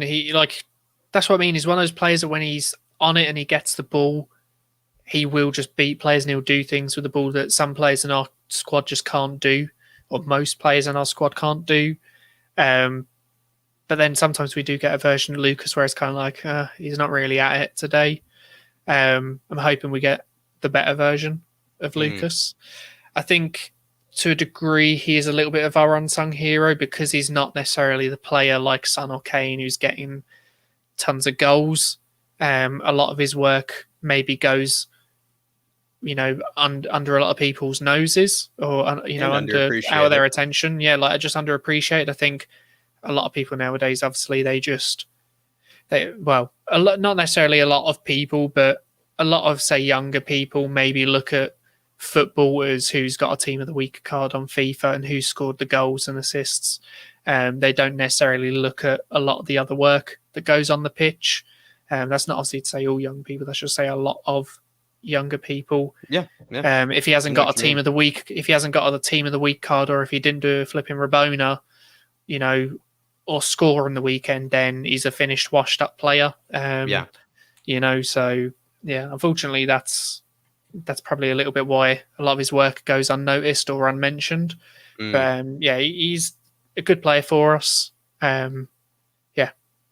Anybody that is maybe a Morris Sexual or a Morris Stan, feel free to put that in the comments down below. And as well, if there's anything about Lucas or maybe some players that we might have missed that might be crucial to this match, feel free to throw it in as a super chat as well. Again, super chats really do help this channel. They do keep David and I going, as well as if you do want to skip the queue and maybe to get a point across and that Kieran and I can discuss as well. So maybe I don't have to drone on more and more and more, because with David been gone this whole week, I'm sure plenty of you are probably getting sick of me at this at certain points. So I would say if you want to ask Kieran something, feel free to put it in a super chat as well. But we are going to move on for maybe this brilliant unsung hero. And now with all these injuries, again, I really do think Lucas Moura is going to be more crucial than ever. And this is going to be really sad, everybody, because I've already deleted the animations for Sonny, but I do want to just make sure he is still going to be our key player. I did do all these stats way ahead of time, and it takes a bit of effort, to redo it. So we'll just reiterate how much, maybe just quickly, it is going to be a loss, not having Sonny, how much of a loss he is. He has the most key passes in our side, the most shot creating action. So basically look at those two stats. That's basically the most chances created in our entire team. He has the most progressive passes received with 44, which is actually more than even, say, Maximan, who led in that regard for Newcastle. Again, that's the most passes that are more than 10 yards. He has the most carries into the penalty area with 7, which actually is not too many. He has the most touches in the attacking penalty area with 33. Second most players dribble pass with 11, as we saw before. Lucas was the one with the most players dribble pass. Second most passes into the penalty area with 8. And then the second most carries into the final third. There it is, everybody. Sonny is just going to be a huge miss. I don't think we have to dwell on this too much. It's just someone that we're just going to deeply, deeply miss. He is Mr. Reliable. He is someone that is becoming kind of the new face of Spurs. He bleeds, the blue and white blood. And as well, I would just say he's kind of becoming everybody's kind of most appreciated and most loved player, if they weren't already before. But yeah, Sonny, a huge miss you're going to be. But how do Spurs attack? Again, I was going to use Sonny for this match. Just seeing his face so constantly for this too, it's just quite torturous. It really is smiling at us as well is kind of taunting, even though we just know that's something happy. It's really, it's hard for me to watch. It really is hard for me to watch.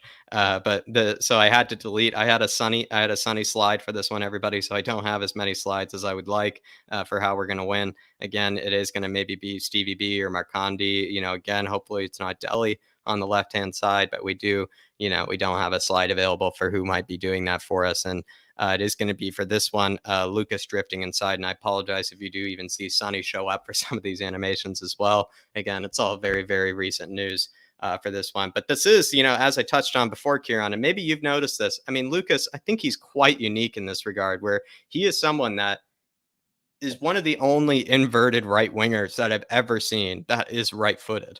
Like, the guy is somehow capable. He's that skilled on the ball and that good with his movement at times that he somehow drifts into that number 10 position like this and is able to kind of slip people in behind and be able to create things out of nothing. And it's just kind of miraculous when you think about it, because you usually have to be a left-footed player in order to do exactly what he's doing here. But he somehow does it with his right foot with absolute ease. I think that, do you know when he drifts inside, I think a lot of it, especially this season, is coming from how he played towards the end of last season when he was playing in that role just behind the striker, picking the ball up in the middle and just running and kind of carrying the ball forward for us. I think he's maybe naturally kind of drifting in a little bit this season. I actually think he was doing very well in that kind of position, just behind the striker, that kind of 10 position. I think he was doing pretty well towards the end of last season for us there. Not necessarily a playmaker, but he was someone who was helping us, bring the ball forward in those midfield areas or those central areas. But yeah, like you said, and like I was saying before, he's one of those players that, it's not necessarily that he's got an amazing left foot, but he's just got those, I don't know, it's just those feet. Right. He can just wriggle in and out of players. And you see, it won't be necessarily he cuts in, drives 10 yards, then cuts in again, after another 10 yards. It'll be a case of he beats, one or two players straight away, then he'll beat the third straight after, and he'll cut inside and drive down the middle. It'll just be a very quick, sudden burst past one or two players, and then a drive through the middle. But yeah, he does it very well. And I think this is also where I feel like the likes of Emerson, obviously, if he is playing, would be very attacking. And especially with Lucas ahead of him, kind of coming inside here, like we see, that would leave the space maybe for Emerson to make that kind of overlap. And that ball to be played into kind of that space, then can be played across into the box. Like I said, I feel like our chances will initially start from us playing out wide and creating kind of those overloads on that wing back. So yeah. I think that's well said. And to a degree, we're just going to need to rely on this. And actually, I like that insight, Kieran, that maybe would you say as a follow-up question, it's a bit similar to the likes of, a lot of people have said that Harry Kane, he's been dropping deep because he's kind of living off of what Jose told him. Maybe to a degree, I think, Nuno has been instructing him to do that inverted run, but maybe you might say that it's also connected to the fact that he was played as that, number 10, that, that kind of center attacking mid position. He's actually found maybe a bit of comfort, like you were saying in there. So he has no problem with drifting inside. Yeah, I feel maybe he's got like a little bit comfortable in that position. To be honest, I don't know. I suppose, look, I prefer Tanguy maybe, or Lo Celso in that position ahead of Moore, but obviously if Moore were to play there, I wouldn't necessarily be upset. I think with the potential list of players out, it does make sense to maybe play him there and have Tanguy going through the middle, in this game. But yeah, look, I think Moore is more than capable of playing in middle, kind of maybe those three players to an extent having more of a free roam across the positions, kind of interchanging. But yeah, obviously I can just see a few people talking about Kane in the comments. So yeah. This is the one where I would just say you can't drop him. As much as we said before, with everybody gone, you just certainly can't. I would just say anybody that has their doubts with Kane, I definitely see where you're coming from. I don't necessarily agree, but I really do see where you're coming from. In fact, you have more evidence, and maybe more reasoning than maybe I do to continue the faith. But at the same time, we need him to step up. And if he doesn't step up for this one, to a degree, questions will be asked. And I would say if he had the likes of Stevie B and Lucas with him, that should be still enough. As much as he loves his, kind of his best friend, Sonny, in the squad, to play those balls in behind, to do that distribution, I do feel like, he should be able to, and he needs to be able to find them. He needs to be able to do it.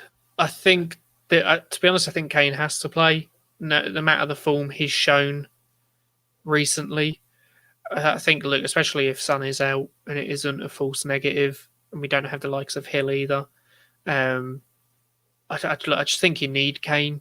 If Son isn't there, who else really gets goals for us? Yes, Kane hasn't scored so far this season, but like I said earlier, speaking season after season, he's generally one of those slow starters, and then all he needs is one goal, and then he's firing for the rest of the season. It doesn't really look like he's even given us 100% or close to that this season. But look, once he gets one in the Premier League, I think he'll kind of kick on and get a few goals. Right. It's his chance to step up. Son's not in the team, so it's not like if he doesn't step up, Son's there who will maybe grab a goal for us. Kane is going to have to step up now. The eyes are going to kind of be on him to step up and score the goals because Son's not there or potentially not there. So, look, I just don't see how you drop Kane once you do play Dane Scarlett up front. And that's not disrespect to Dane Scarlett, but I just don't think he's ready to start in our first 11. Personally. Especially maybe away from home. I would think away from home too. That's when, also the real, the mental fortitude and whatnot has to come through. And it's too much for him. And then again, that just speaks to the fact that, we still, at the end of the day, now with maybe all these departures, not departures, excuse me, all these missing players, all these absences, probably could rely maybe on that. I would say I wouldn't have gone for a backup, like just a regular backup striker. I would have gone for someone a bit similar to Sonny that can play across the forward line and, fill in multiple positions quite comfortably. Plenty of people have said that guy Julian Alvarez, from River Plate, excuse me. Marcus Thuram would be another example. PSV Eindhoven, they have Cody Gakpo, who I would say can do that. We could have gone for somebody that to a degree can play across the forward line and help us out in this situation. But we know who's in charge. We know who's, who has the checkbook out, and that person, to a degree, has in no way, any shape or form, any need or seemingly any want to spend that bit extra just so that situations like these don't screw us over in the way that we have. So you definitely have someone, to blame for it. But we're going to move on to, I'll digress. And we are going to move on to someone who I think is, again, going to have to step up. A lot of players are going to have to step up. It is going to be the beautiful Viking himself, Pierre-Emile Højbjerg, the god, in my belief, especially after last match where he had that beautifully it just tucked away that finish like he probably tucks away, puts, his kids to bed in the crib, just absolutely put away that finish in such a beautiful way. The Højbjerg through ball, and that's where I think it's actually been an underrated, part of his game. He actually really does well at passing kind of through the channels, being able to actually split the defense with, just a ball on the floor, just a ball on the carpet. He can just put it, beautifully through. And we saw it against Watford where he's just doing it time and time and time again. This is going to be a match where he's going to have to do that. Yeah, Kieran. He plays that ball where he'll pick it up deep enough on the pitch, but the pass will completely skip out the opponent's midfield. Yeah. And it might not even be over the top of them. It will just be straight through the gap in between certain midfield players. I suppose the one that people will remember is obviously the Aurier goal versus United when we beat them last season at Old Trafford. When Højbjerg obviously split the midfield and defence. Through ball literally in between everyone. And it was a one touch from Aurier just to control it and then smashes it, into the far corner. I think this is something that could play. Do you think it goes unnoticed in his game? Actually, that ability to split the defense, like you're saying, and maybe it isn't unnoticed for someone like me who adores him. Do you know what I think? For the people who rate him, it's not. For the but there's people out there who. Yeah, I see on Twitter all the time who are just he's rubbish. He's rubbish. Yeah. Get him out. He's rubbish. He can't play a pass. And I think those people who don't necessarily see his worth don't see these little things in his game. Mm-hmm. But I think obviously the people that rate him do notice the work he does, and that's why they rate him and they rate these little things that he can do, bring into the team. Mm-hmm. So I think it is just a case of.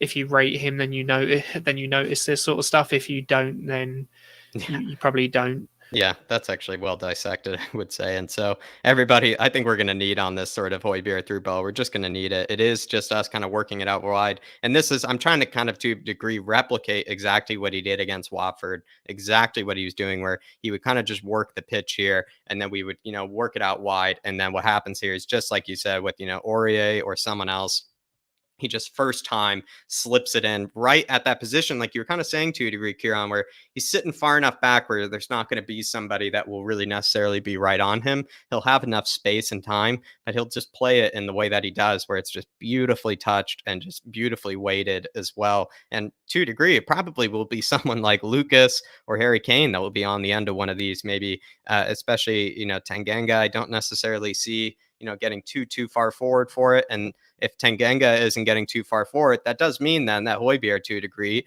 it can get further forward because he has Skippy to cover him and whatnot. Højbjerg, if he gets an assist or another goal today, I think hopefully it will just, maybe to a degree kind of silence the haters, I would say. But he is going to have to step up. Like a lot of players, they really are going to have to step up. But the Højbjerg through ball, to a degree in this simulation, I am trying to basically just replicate what he was doing against Watford in that match, where he just played this pass like I think like 4 or 5 times like at one stage. So I would just say, everybody, the Højbjerg through ball is going to be certainly something that we could maybe hopefully see happen that could lead to a goal. Hopefully more than one goal. Hopefully more than one goal. I'm hoping for 1, 2, 3, maybe 4 goals. Not that I see us getting that many, but I'm hoping. I think it's someone pointed out in the comments, they said that it's something that he has the ability to do, but he doesn't consistently do it enough. That's fair, actually. Do you know what? I as much as I say it's not that he doesn't do it consistently enough, I'd say maybe that's more he just doesn't do that. He doesn't make that pass consistently game to game. But I think for people to notice, like you said. Yeah. But I think whenever he does attempt that pass, more than not, it comes off. I think he's one of those players, he doesn't just consistently pummel that type of pass and, punch that pass and just hope that it comes out something. He's one of those players that just won't play it, but if it's there for him to play and he knows he can play it, he will, if that makes sense. He's not just a player who's blindly trying to force it. He's a player that will pick it when it's the right time to play it. So maybe it's a case of he doesn't play it enough rather than he doesn't do it consistently. But maybe that's kind of what they've made. Maybe that's what he meant. I'm not sure if my point is understood or whether that's a bit confusing the way I've worded it. No, I think it's what now that I see what comment you were referencing, I know exactly what you mean. It's just doesn't do it on a consistent basis enough, and that's where I think the bias actually comes into play in my part, where I see him do it maybe once or twice, in a match, or once every few matches, and I'm just like, wow, what a player, because we are Spurs fans at the end of the day. We're kind of constantly underwhelmed, and Højbjerg is that one who can actually wow me. He is that guy that can actually, to a degree, do things that I don't really expect at time. And I just feel like, Højbjerg, again, if he were to step up for this match, grab a goal, maybe grab a beautiful assist, or even the pass to the assist, I think, again, he might silence a few of the haters in that regard. But at the same time, I really do see where people are coming in that regard. That is the difference between a world-class player and a class player, is someone who can just do it on a consistent enough of a basis. Don't you agree? Yeah, true. No. And I think we are now going to move into maybe the players to target. We are going to kind of get towards the end of the show, everybody. So again, if you want Kieran and I to discuss anything that maybe you've spoken about in the chat or anything that is on your mind, do feel free to throw it in a super chat. Please as well, if you are new to Stats with Jack, please drop that subscribe and hit that notification bell to never miss another one like this. And again, the super chats, they do help this channel a lot. They do keep us going, but at the same time, I will try to get to your comments as best as I can. It's been very difficult, I will admit, because I am trying to do this show while trying to navigate everything else. And so maybe without my partner in crime, David, it has been a bit harder this week to do so. So if you would like to skip the queue, just to get in front of everybody else, feel free to drop it in a super chat, but we will continue. Players to target. This one will be interesting. I think it is going to be their fullbacks, Kieran. I really do think so. I mean, Matt Ritchie, I do not rate as a defender. I really do not rate as a defender. And then Sean Longstaff, as much as, he's had his moments for Newcastle. I do kind of think he is pretty much a garbage player, like to a degree, and as well as Manquillo. Manquillo has been a bit more defensively solid for them. Simultaneously, it's just they're not a great squad. They're not a great squad, and I want to attack their fullbacks as best we can, no matter who we have available. No matter who we have available, whether even if Sonny and Hill are out, even if Stevie B is out, I know we can attack their fullbacks as well as Matt Ritchie. If Matt Ritchie is coming up against Lucas Moura, I know Lucas Moura can tear him apart. And then Sean Longstaff, he's kind of been at times playing the holding midfield role, not just like a higher kind of center mid. He's been playing more of a holding midfield role, and he maybe is more of like kind of the tempo setter, but he's not too great at it. In fact, John Joe Shelby hasn't even been playing that much for them this season. It's been more Sean Longstaff, and if it is, Longstaff instead of John Joe Shelby, I would say we should target him. Yeah. See, we've seen, obviously, just for people actually in the chat who don't know who the hell we're looking at, if you don't know who these people are. Obviously, right now, we're not saying players to target as if we should buy them. We're saying players to target the weak points in their team. Correct. Yeah. I think people who have seen this show know what I mean. But yeah, people who haven't, these are the players that we're trying to isolate. These are the players that we're trying to take advantage of. But yeah, continue, Kieran. Yeah. So obviously, look, we got the right back. Obviously, the first person is their right back, Manquillo. Obviously, we've got a central midfielder. There's in Sean Longstaff. And then the last player is the left wing back or left back, Matt Ritchie. He obviously is usually a wide midfielder, but at Newcastle, he has actually been playing in the wing back position a fair few times. So obviously that's, for anyone who doesn't know now, you know who they are, so you know who we're talking about. But yeah, look, I've said this numerous times throughout the show. I think that if they play a 5 at the back, we will get a lot more success in those wider positions. I don't think that they're necessarily defensively sturdy in those wide defensive areas with Manquillo and Matt Ritchie. So I think if we can maybe make those little 2v1 situations with our fullbacks bombing forward and creating those overlaps or underlaps, creating those, like I said, those little overloads in little pockets across the wide areas of the pitch, I think we'll have a lot of success. I think if Isaac Hayden is the player who actually plays in that holding role for them, I think having the likes of a Tanguy just literally plopped on them would actually be an area to target for us as well. So yeah, that pretty much what I've said all show. We'll see you now, Dr. Tottenham. Sir, it's honestly, we're giving them the best possibility to win. Actually, I would say at Newcastle, if they don't get anything out of this match, says a lot about that team. Really does say a lot about that team, and potentially as well as Steve Bruce, because I feel like it's set up for them. Actually, it really is set up for them to win. This is not to keep putting us down, right? Because look, I've said this at the beginning. We should be looking at Newcastle going, this is a game we're going in and we're going to win. However, there's so many variables in this game. I've already said it. There's injuries and COVID absences potentially. Certain players not being able to play for us. They've obviously got the takeover. They're obviously, their fans weren't attending games, under previous ownership. They're now all, extremely pumped and excited. They're literally, having celebrations in the streets and outside the stadium, because, they've had this takeover. So they will have a lot of fans and they are at home. And it's a tough place to play.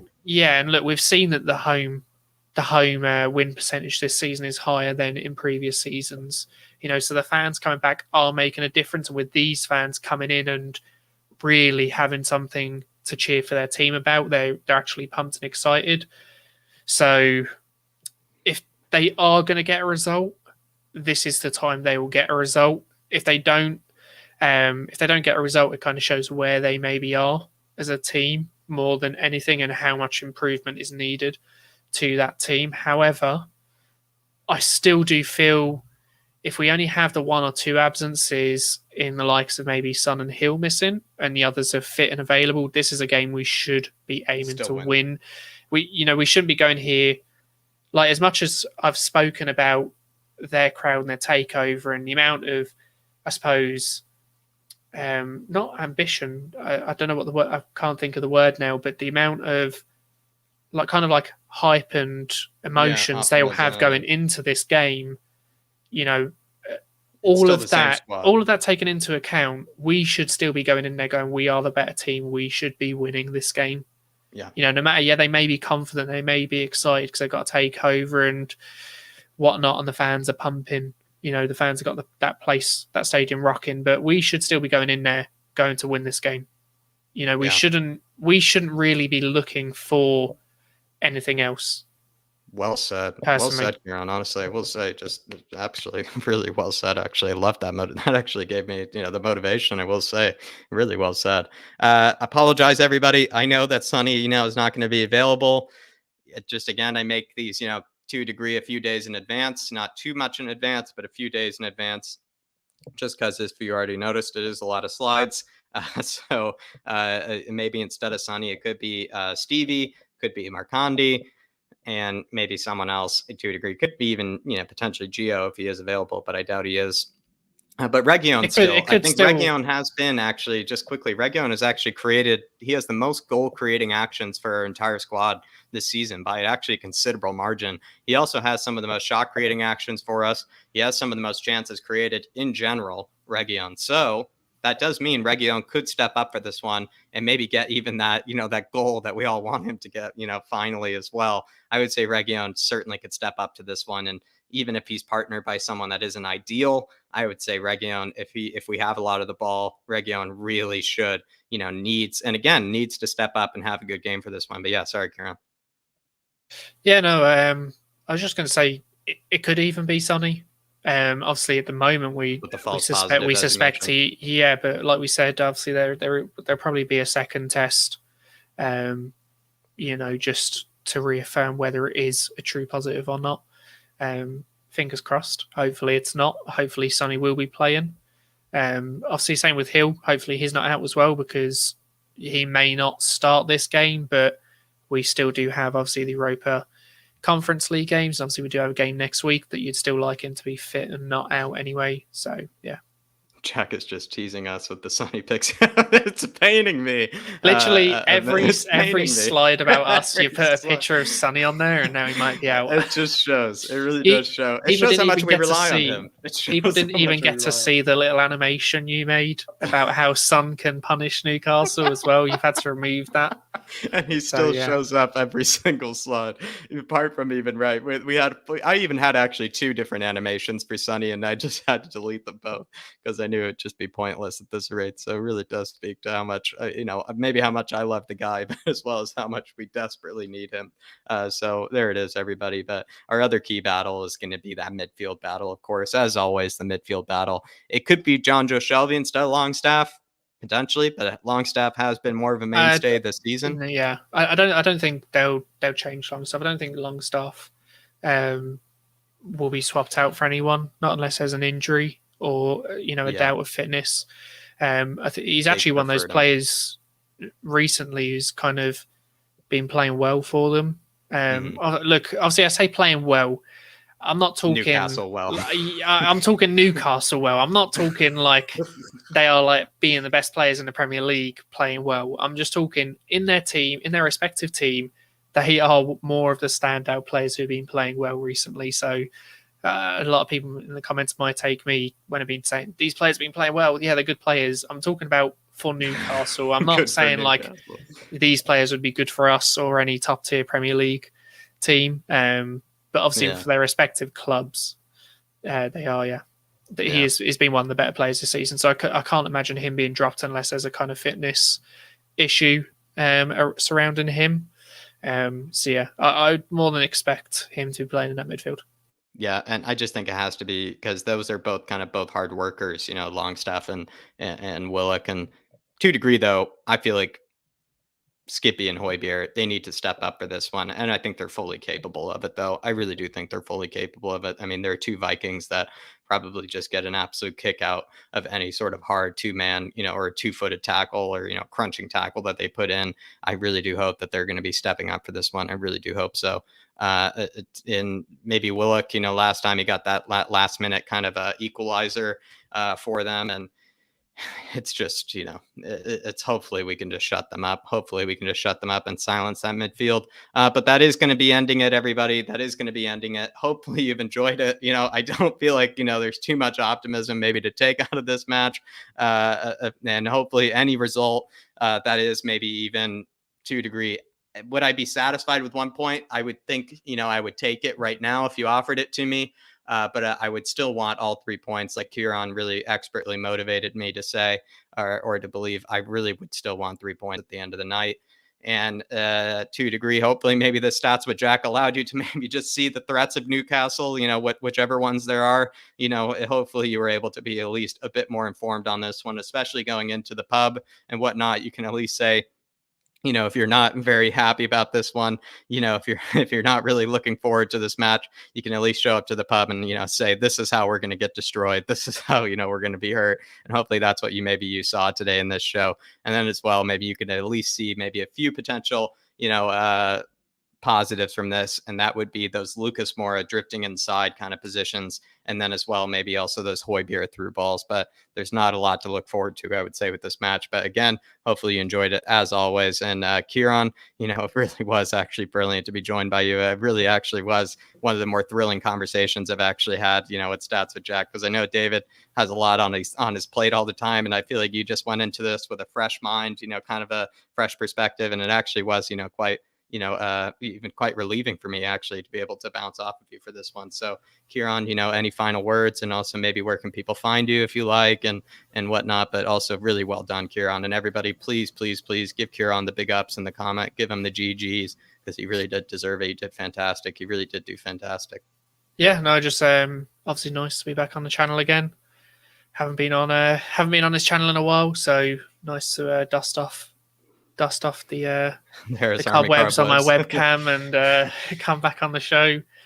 And I just seen Cody Mack said in chat, thanks Jack, now I'm terrified, or I'm terrified now. That was the whole point of the show. Hopefully we passed our nightmares onto you guys at home. You do have another 48 hours or so until we play Newcastle, so just let all of those doubts and all the bad things you've heard about Newcastle and how dangerous they can be, let it dwell. Sit and fester. Just think about it. But no, yeah, look, thanks for having me on. Like I said, it's nice to be back on the show after such a long time away. Obviously been very busy. People can obviously find me on Twitter if they want at @Let's_talk_Spurs if they want to just hear me spouting crap on the Twitter timeline, as most people do on Twitter, to be honest. But yeah, that's pretty much it. Just happy to be on the show again. Jack, as I'm going to read a few of the comments before we leave here, and also Kieran, everybody continue to give him, the GGs, continue to give him as well the respect that he deserved. I thought he did fantastic. Really was actually real saint tonight for giving up his time, and as well as also being the very informed man that he is. MS saying Jack is going to kiss all the Sonny picks now. I'm going to be kissing them for that false positive. He's not going to be kissing them. He's going to be crying over them. Oh, right. Honestly, really honestly. Jack will never make a presentation with a picture of Son in it ever again.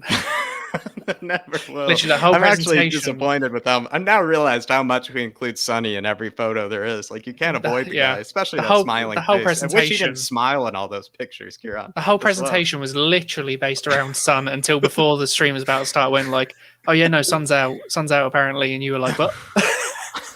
I was like, just realised your whole presentation's gone down the shitter. That goes where just, I mean, even Football Daily as well, they did a release on players that are carrying, to a degree, very kind of woeful sides at the moment. And Sonny was up there, and it's for a reason. And clearly I took advantage of that. But everybody's saying, well done, Kieran. Really, honestly, I will echo that. Well done, Kieran. But Kuba saying this game feels like it's going to be flatter than Jack's cap. It is going to be flat. Honestly, probably another very dull Spurs game. But to a degree, what's actually funny, I would say, Kuba, just to comment on something, when you are told by outside parties that, like, oh, that Spurs match was horrible to watch, I sometimes, it's nice to be given that perspective, because I'm just so much on the edge of my seat at times that I kind of can't really notice, when it's actually a bad or a poor game. It's just, always kind of nerve-wracking, especially as a Spurs fan. As Kieran even said, we're all like, so used to the punches and being disappointed. So we're just always on the edge of our seat. Just get one of the foreign streams up that you don't, in a language you don't understand, and then it's exciting because you don't know what's being said. So it makes it a little bit more interesting. Maybe a Russian stream, yeah. some sort. But Aaron Dub, thank you so much. He says, thanks, lads. Hope Harris gets well soon. I think he should be back, everybody, by tomorrow. I think he needed his rest. Again, he did not sound well, I can really say. And as you even saw, with, I think it was on like Sunday night, he really was not, that was like the beginning, I think, stages of whatever kind of under the weather kind of feelings. I think he more or less just has the flu, not COVID, believe it. But I think it's just a really bad case of the flu. So I think he is just recovering the best of his ability. But on top of that, Aaron, he did actually have the missus's birthday as well to celebrate. So I told him, David, you need to get ready and be well for that. Don't try to strain yourself at all. He even tried to hop on, for the FIFA career mode at one point at like 2 a.m. his time. And I was like, David, you need to get ready. The missus's birthday is practically right that morning or, today. And so I would just say, he will be back, though, by tomorrow night for that match preview. If not even then, I know he'll be back by Sunday because I can tell he's getting a lot better, though. I can tell you that he's getting a lot better. But really appreciate the support. Really appreciate the super chat, Aaron. It does go a long way. But if anyone else, has anything else to say, I think that really is, the end of it here. I really have enjoyed it. This one, it actually weirdly got a lot of laughs that I did not expect. But I would say, everybody, please please subscribe. Please hit that notification bell if you enjoyed this. And as well, I would say, Kieran, again, really did fantastic for this one. But hopefully, either going to come out of this one, as always, a bit wiser than maybe you did going into it. But in this case, it is going to be a bit bleaker in terms of maybe how the game might go. You're actually going to not be as optimistic as we usually are in this channel. But as always, can I just say one final thing? Kieran, of course. Sorry. No. I just seen a chat. And just thought I'd mention it one more time, obviously, before you cut off. No problem. Maybe David's girlfriend is thanking Manscaped, for those beautifully polished cherries and those. Just for all the puns. All the puns are, just so locked up in my brain because David and I did so much of it. But like I said, everybody, if you want to grab that Manscaped, though, it is actually pinned in the chat at the top as well. We will continue to have them for the rest of the month. But we do need you guys, if you're willing and if you're able, to maybe grab that performance package and use that 20% off code with the code FLATCAP, because if we are able to maybe have enough contributions with the code, we can continue to work with Manscaped, and they're absolutely very generous to have given us the performance package themselves. To us, we've used it. I can really validate it. It's not like I don't have it in my bathroom. I do have it in my washroom at the moment. I've used it too many times, like I said before. Before I drone on, everybody, please, like always, please subscribe, hit that notification bell, never miss another Stats with Jack like this one. And Kieran and I will be seeing you. And come on, you Spurs. Come on, you Spurs.